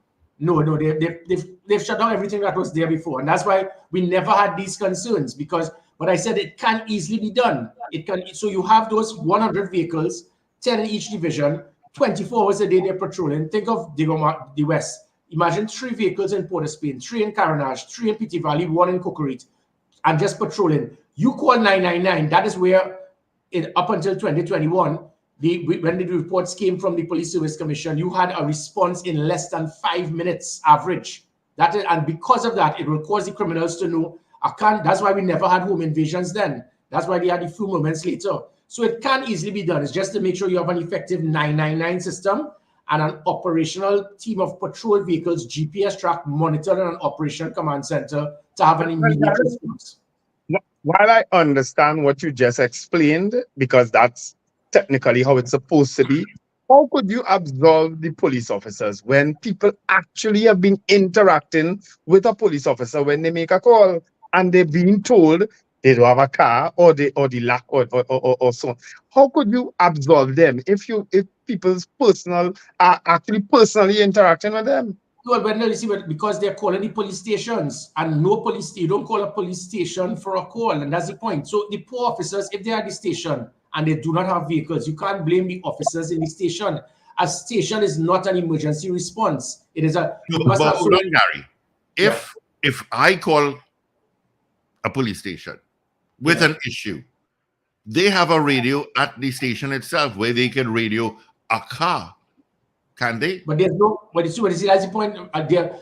Whereas before, and that's why I realized in 2013 and 2015, we formed the Rapid Response Unit to deal with that. So these vehicles could do nothing else other than just wait for those calls. 2018 and 2021, we changed it into the Emergency Response Patrol, where these 100 vehicles can do nothing other than respond to a call. So they were on patrols. That's why people were seeing the high visibility. It provided the deterrent. All of these vehicles are now being used for administration, persons doing what they want. So there's not an elite established operational response unit. So all the vehicles will be out doing everything other than standing by waiting to respond to your call. That is why, again, when it says you go a few moments later, it wasn't magic that was being done. It was having 100 vehicles alone. Out of 1,700, there's 1,700 police vehicles. Now there's no such system as an emergency response patrol. They have all now been used and absorbed into stations, and stations have so many things to do. They're just selling out these vehicles willy-nilly. When you have those 100 vehicles specifically just patrolling, waiting. So in other words, if a vehicle just parks up at Wendy Fitzwilliam Boulevard for 15 minutes, the operational response center will say, you look like you're parked by your girlfriend. Drive, you need to patrol. If 2 vehicles stay close, that is now the only operational command center I think we have now is the one that the criminals have monitoring cameras. It's not something. Wendell indicated when we were discussing this just now, Gary, before you came on, that he considers this to be a low-hanging fruit for Earl Haywood Christopher, as in her new extension of a year.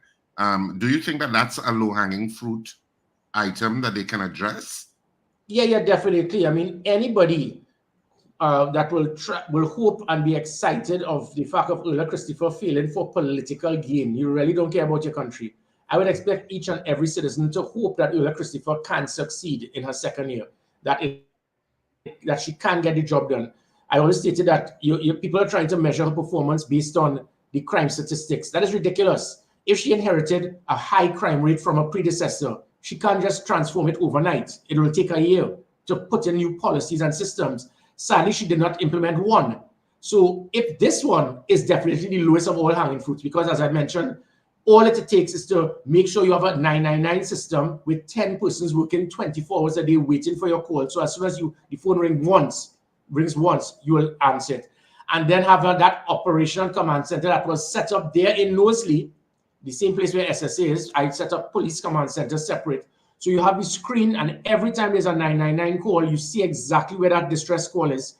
And then the persons now will know if your cat's stuck in a tree, that's a level 5. If it is that somebody's breaking into your home, that's a level 1. So based on the priority, you then dispatch that vehicle that is patrolling, just waiting for that response. That is what caused the deterrent. That is what made sure that the product of opportunity was not there. This can be reignited. Earlier, it's going to be under some pressure to get that done because, just as Wendell said, it was a Gary Griffith thing, and the instructions were given not to have these things ignited. But this is affecting the country. If this thing is done, it is going to Gary, you know, you keep saying these things, that instructions were given to stop this, not to do this.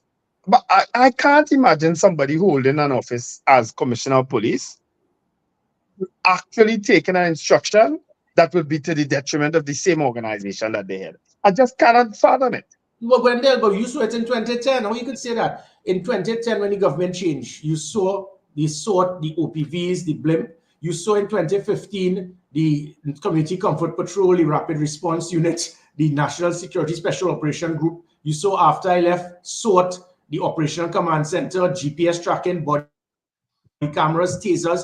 Administrations and people change, personalities take precedent over what is over principle. You have seen it. It has happened all the time. When government change, if you didn't raise 2010, I would have proffered an argument. But you're right, because in 2010 everything changed when the government changed. Same thing over and over. Change, and that their thing, it will make them look good, shut it down.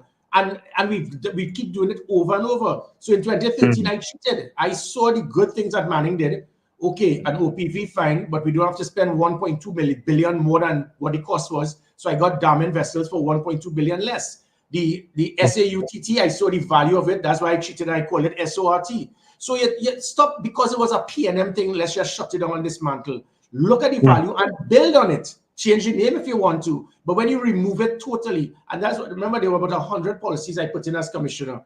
That E99 I spoke about, the Operational Command Center, the Commissioner's Command Center, the Emergency Response Patrol.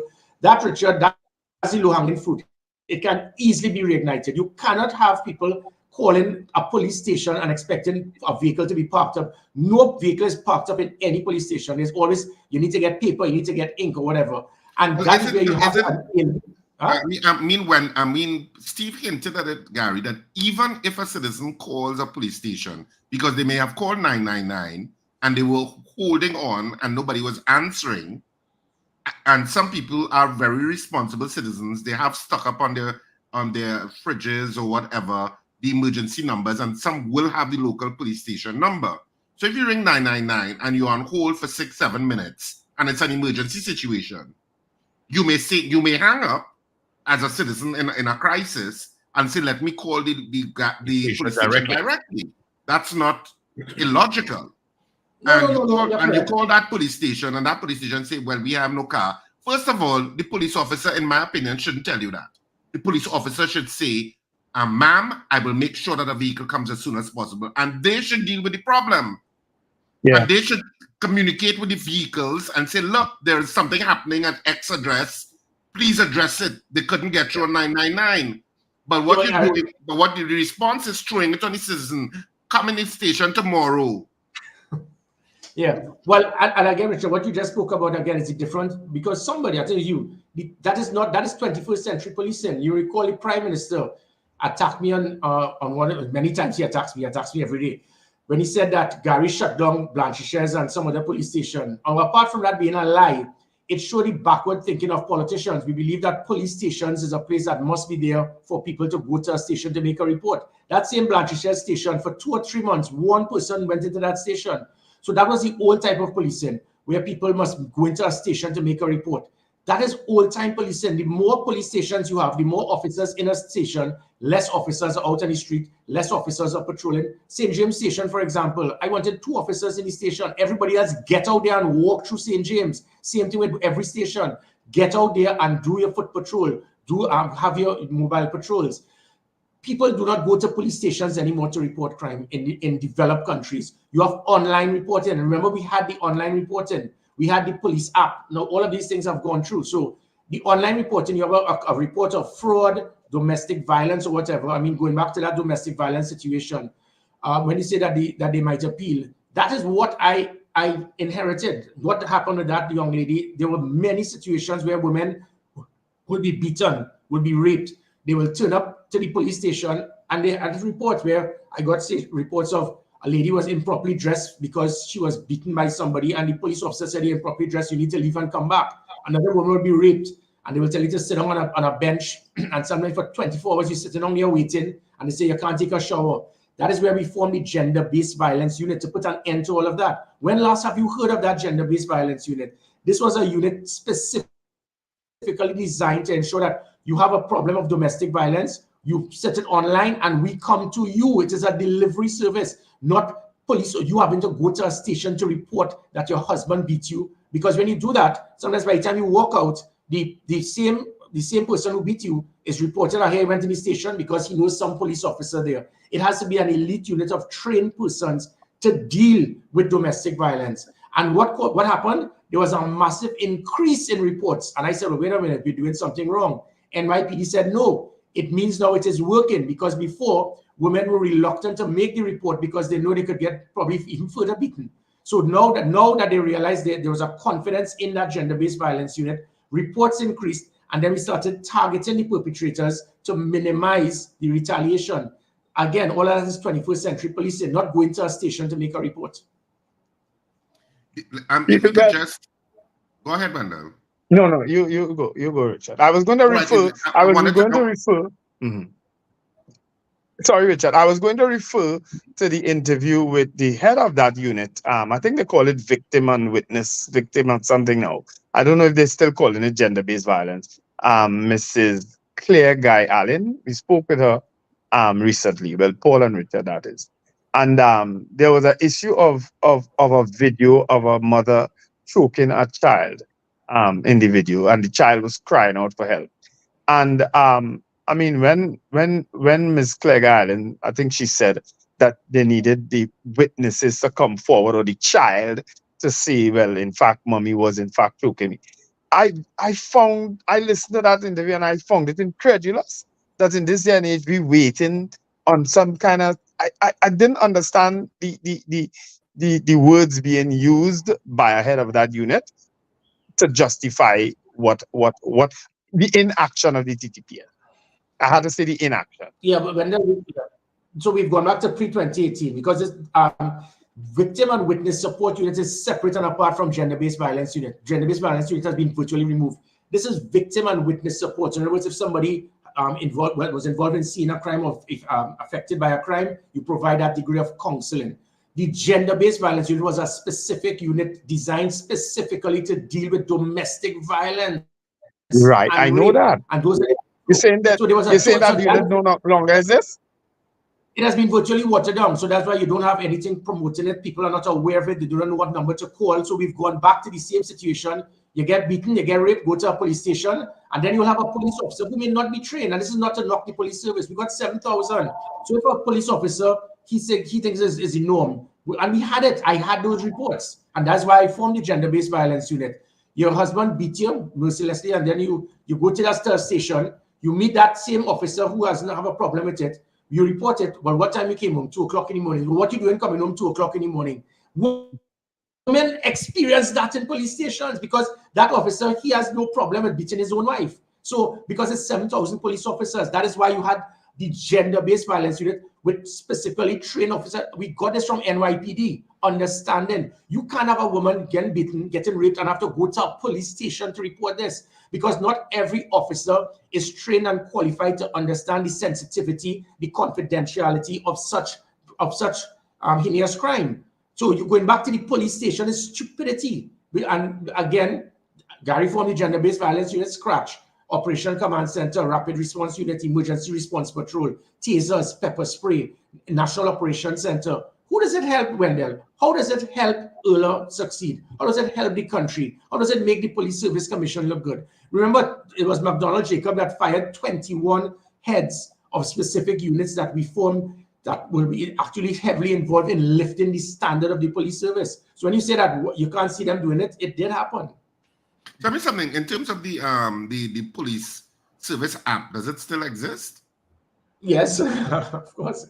I wasn't sure if it still existed. And so it still has an SOS feature. I remember it had an SOS feature or something like that. Sorry, the police app. No, sorry. That was shut down. It was the most popular app in the country, 400-something thousand hits. Again, Gary Griffith put that app in, so they shut it down. Even though it was one of the most popular apps in the country. The SOS that was put on your phone, that has also been shut down.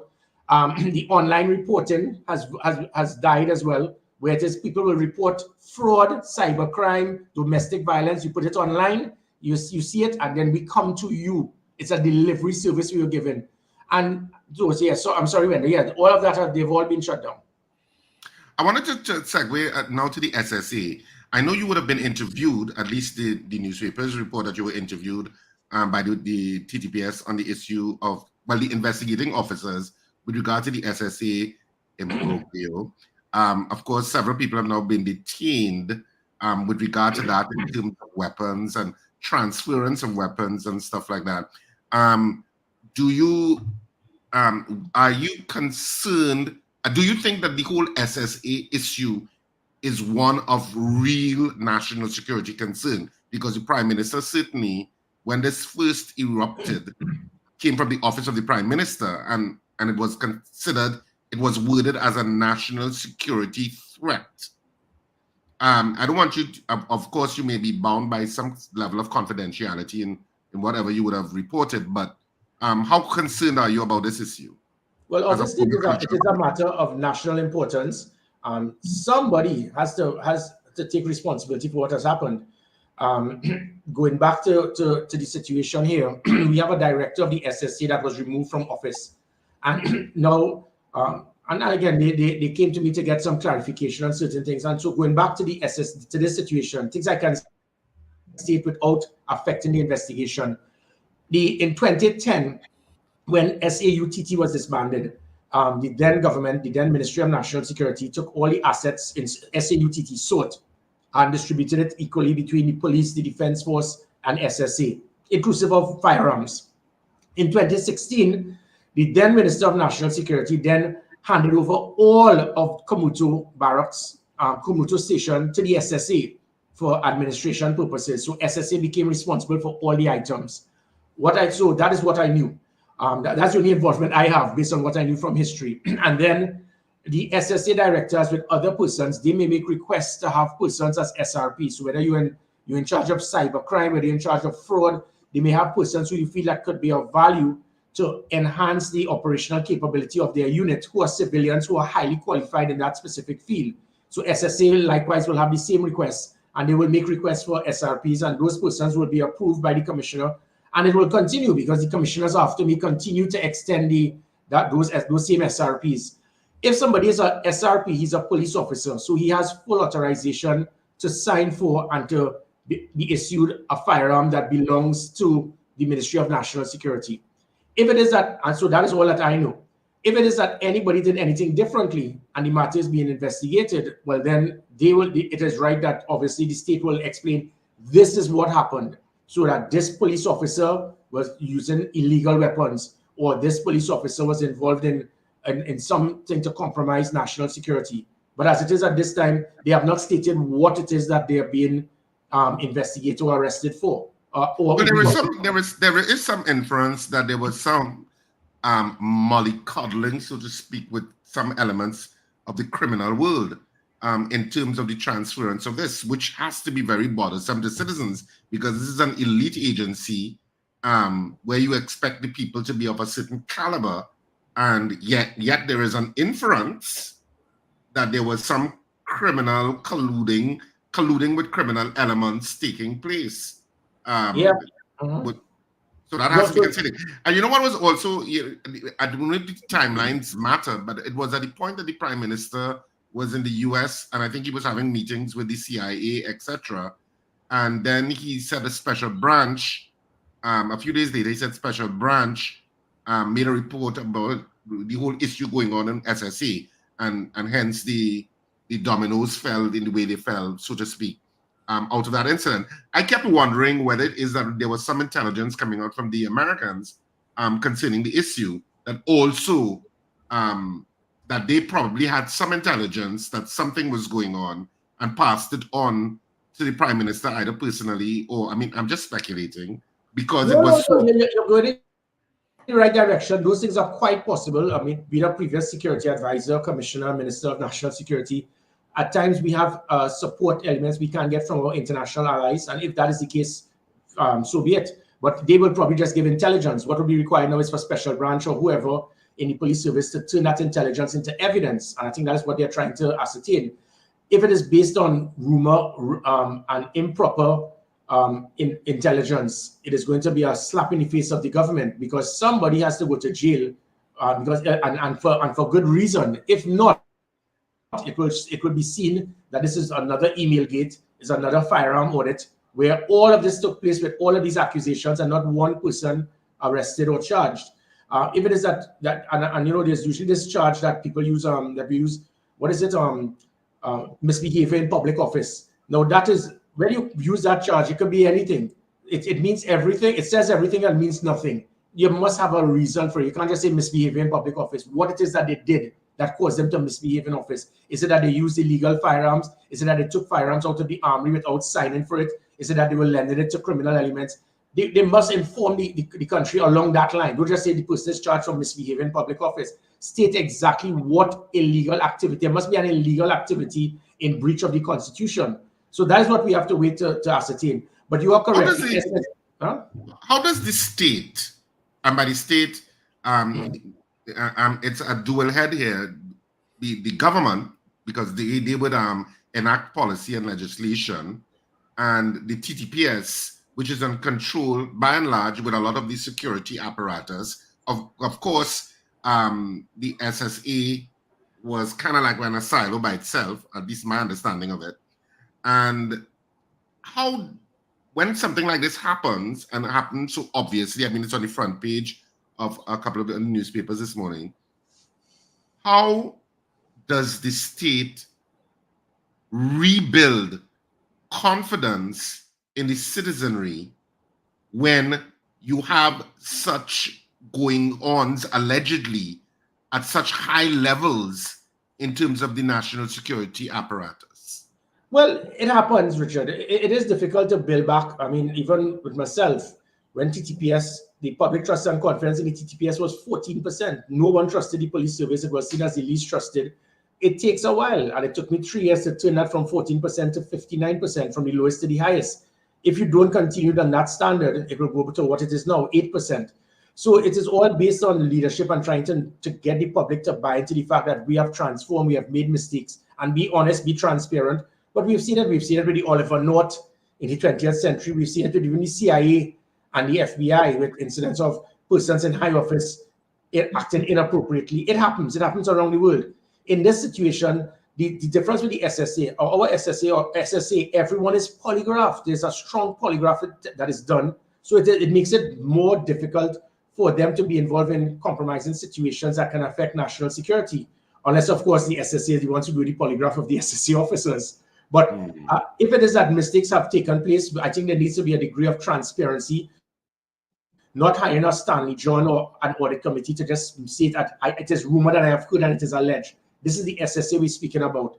It can't be rumshot talk. We have to, eventually the state will have to admit to state what it is that they have done wrong that has caused persons to be arrested and I think even possibly charged. And if that is the case, let us know. And if it is that there definitely was some degree of illegal activity, then what the government did was correct, because now they had to make sweeping changes. You can't put that under the carpet. SSA is responsible. They have the capability to intercept your phone. I actually saw the document where it is that all that my phones were intercepted without any reason. And all of these things, it shows that, and even before 2010, the SIA then, they were intercepting the phones of 53 persons who may be opposed to Patrick Manning at the time, inclusive of Keith Rowley's name was there, Kamala Prasad, Gary Griffith, Winston Dukaran. Those things cannot and should not happen. So we need to make sure that SSA, even more than the police service, is way, way above board. Yeah, and that the oversight of that agency is robust in terms of whatever their processes are. No, definitely, but there lies the difference. You see, the Police Service Commission has oversight over the Commissioner of Police and the Deputy Commissioner of Police. In the SSA, that person, there's no oversight per se other than the Minister of National Security. And the minister is not trained or qualified in law enforcement, and SSA or any agency like that, there would be the opportunity for something to take place because there's no oversight. But as I said, my personal views, I know the individual who headed the SSA. He joined the army around the same time with me. I've never seen or heard of him involved in any questionable activity. The only thing, the man is a God-fearing person. But again, I am not here to judge or cast aspersions on anyone. If it is that there's some degree of illegal activity, come and tell the country. But you can't go and charge someone for misbehaving in public office. There was a very senior police, let me quickly add, there was a very senior police officer. He actually applied for DCP. He was charged for misbehaving in public office because he was outside a building. Two other police officers, they were inside the building. They abused someone, and they charged the senior police officer who was outside for misbehaving office and never charged the officers for what they did. And those things are going to you realize, is the police service going in the right direction? Is it because he was a very high-ranking person and you wanted to cut him down? Those things, using misbehaving in public office is a very dangerous colonial type law that cannot be used as an avenue to totally embarrass someone, disgrace them, destroy their character, and then after 2 years, when they finally go to court, you realize the matter will be thrown out, but the damage has already been done. Yeah, there's a vicarious responsibility, isn't there? But let me ask you this, Gary. Who was the head of the SSA during your term as Commissioner of Police? Colonel George Robinson was the head of the SSA, and then after his contract ended, just about my last year as Commissioner, the government, the Ministry of National Security, then handed over the directorship of the SSA to Major Roger Bess. Major Roger Bess has been in SAUTT. So since this was pre-2010, Roger Bess has been part of SAUTT. And then he went into the SSA after SWAT was disbanded. Okay, all right. Earlier this morning, I don't know if you were watching the program. We showed two videos that have gone viral across the country, which may be under the rubric of citizens under attack again. And there were two incidents. One with a family fighting off three of the family members, basically trying to fight the three miscreants that crossed into the yard, and the other one of a woman playing with her dog, and the two gentlemen entered and steal a vehicle. I don't know if you've seen the videos. I did. Right. And which, of course, gets citizens angry because they feel like they're on the front line in terms of, well, they are on the front line in terms of the fight against criminals and being susceptible to criminal elements. One of our callers called in today, Lincoln, who has some military background, and he's saying that this makes the case for medium, and Wendell, they could correct me if I'm using the words wrong, medium artillery, or medium... Yeah, a weapon that could fire off several rounds at the same time. Medium artillery, something like that, medium artillery, I'm sure he's listening, medium artillery in terms of like licensed firearms for homeowners, so that they can better protect themselves rather than just have a pistol, a medium level sort of firearm that could fire off shots, so they will know not to come in. That would have dissuaded the criminal element from coming in. What are your thoughts on that, though? That's what I want to Yeah, definitely not. I don't agree with that whatsoever. And coming from me, the Gondoliero of Trinidad and Tobago, you would be shocked. But that is not the way to go. That is what you call militarizing our society. There is no need for any law-abiding citizen to have an automatic weapon to protect themselves from criminal elements. And I'll tell you why. When it is that, again, sorry, Wendell, I have to use the I. When it is we got down to that, my last year, without the SOE and the curfew, because people pay them till they die, say, oh, it's because of curfew. My last year, May 2020 to May 2021, without any SOE, any curfew. So it was just like any regular period. There were 314 with us for the year. And it meant that we were cracking it. Every year, if you keep cracking it down 20%, which is part of the threshold for the Police Service Commission measuring your performance annually, which I can't understand how it got good. When it is you do that, eventually when we reach back down to say, so the plan was, by now, after every year, when you keep going down 15 to 20%, we'll be down to less than 200. Why should we have a society that feels that they must protect themselves to that extent? Because the state is now able to protect you, by and large. And so when you reach back to that threshold of pre-2000, the year 2000, when the police and the law enforcement have control of the country, illegal firearms are no longer coming in. You still have these individuals with assault weapons, and that can be dangerous to society. So it is not proper. In fact, what I was doing was just the opposite. I was pushing heavily for each and every citizen to have pepper spray. If they had pepper spray in that situation, I think the individual had a knife. You have to, it is something known as minimum use of force, gentlemen. And that minimum use of force involves making sure you have the equivalent capacity to retaliate based on what is coming to you. So, and the problem we have now in our present law, if a man is coming up with a knife and you fire, and you shoot at him, sometimes police saying, well, that wasn't equal. It's not supposed to be equal. It's to make sure you neutralize the individual. You can neutralize any individual with a sidearm. And even that, as I said, it's only 25,000 people who have applied for firearms out of 1.4 million. I only issued 3,000 to civilians, which was 0.3% of the population. Yet the Prime Minister said that my plan was to give firearms to everyone. I think what should happen is that those 25,000 should at least have the common courtesy. We have the common courtesy to respond to their concerns. And if it must be nothing more than a sidearm.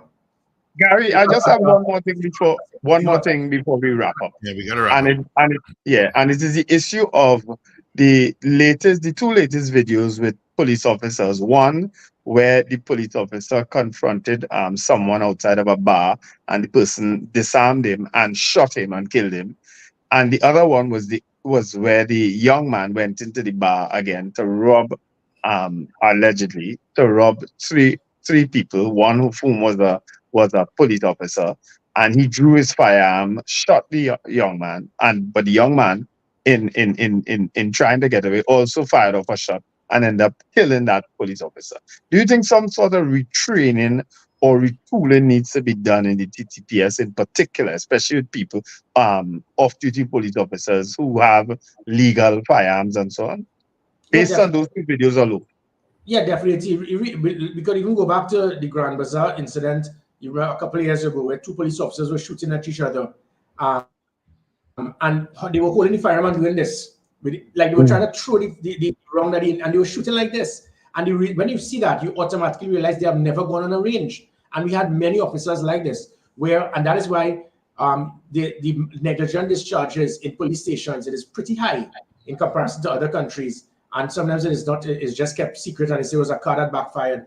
We must have intense training. The one thing, and again, that's why my training from the Defense Force and the police. In the Defense Force, every single soldier must do an annual training test on elementary topics, and making sure they know how to strip a firearm, how to use a firearm, how to draw a firearm, making sure they know the safety systems to prevent a negligent discharge. That is critical. We started doing that constantly, and it must be done for legal firearm holders as well, because we have persons who have firearms and for decades they will never have used or fired it. And the time it is required, you'll get a stoppage because you never cleaned it, you never used it, you'll have an inaccurate shot. So the system that the police was doing recently to make sure that persons must be qualified to keep them updated in the use of the firearm they possess, that is very critical. People criticize the EULA for this. It is important that persons must be trained. But again, it shows I would not ask someone, if it is, you're going to a bar and you're going to drink a lot of alcohol. We see people lose their firearms because of that. They leave it on the toilet there, the washroom, and they come out and they forget it. So there's a touch and go situation. But again, it goes to the importance of making sure law-abiding citizens such as bar owners can have a firearm, and police officers must be constantly trained in knowing how to use the firearm, inclusive of persons who have FUL. Yeah. All right. All right, that's what's going to have to leave this morning. So Gary, thanks so much for joining us again this morning on the Power Breakfast Show. We always appreciate your input. All the best. Give Paul my love. Yeah, we will. Love is always accepted. Love is it. When they get him in, Mary could dance again. That's all I want to see. And I want to see Mary dance. Come and see Love is a Walk now. Love is a Walk. Come and see Love is a Walk. Yeah, it might remind you of something. Go and see it. All right. All right, Gary. My head. Thank you, Gary. All the best there. All right, gentlemen, let's wrap it up for this week. Yeah, let me say, Love is a Walk is on tonight. We start tonight in Sapa at 8:30 p.m. Sharp, Southerners and Central people, and even Northern and Westerners who are coming down to Sapa. So it's on tonight, and tomorrow night at 8:30, Tickets available at the Sapper box office from 12 noon to 6 p.m. Get your tickets. And K Squared Fashions at C3 Center, Gulf City, and in Brentwood Mall in Chagonas, as well as Friends of Marabella by the Roundabout. So excited to be on stage tonight. I think it's going to be a fantastic show, South Trinidad. Love is a walk. You should not miss it. It's a great de-stressor. Trust me on this. All right. All right. Thank you so much, Folks, Richie Rich. folks Wendell, have an absolutely wonderful weekend. Be careful on the roads. Look out for the young ones. And if you have my number, I'll share my videos and experiences here in this wonderful part of the world on my statuses. So you'll see it there. All right. Take care. The Let's weekend go has and let's begun, go. people. All right. Have a good one, guys. All right. Let's get into our news update.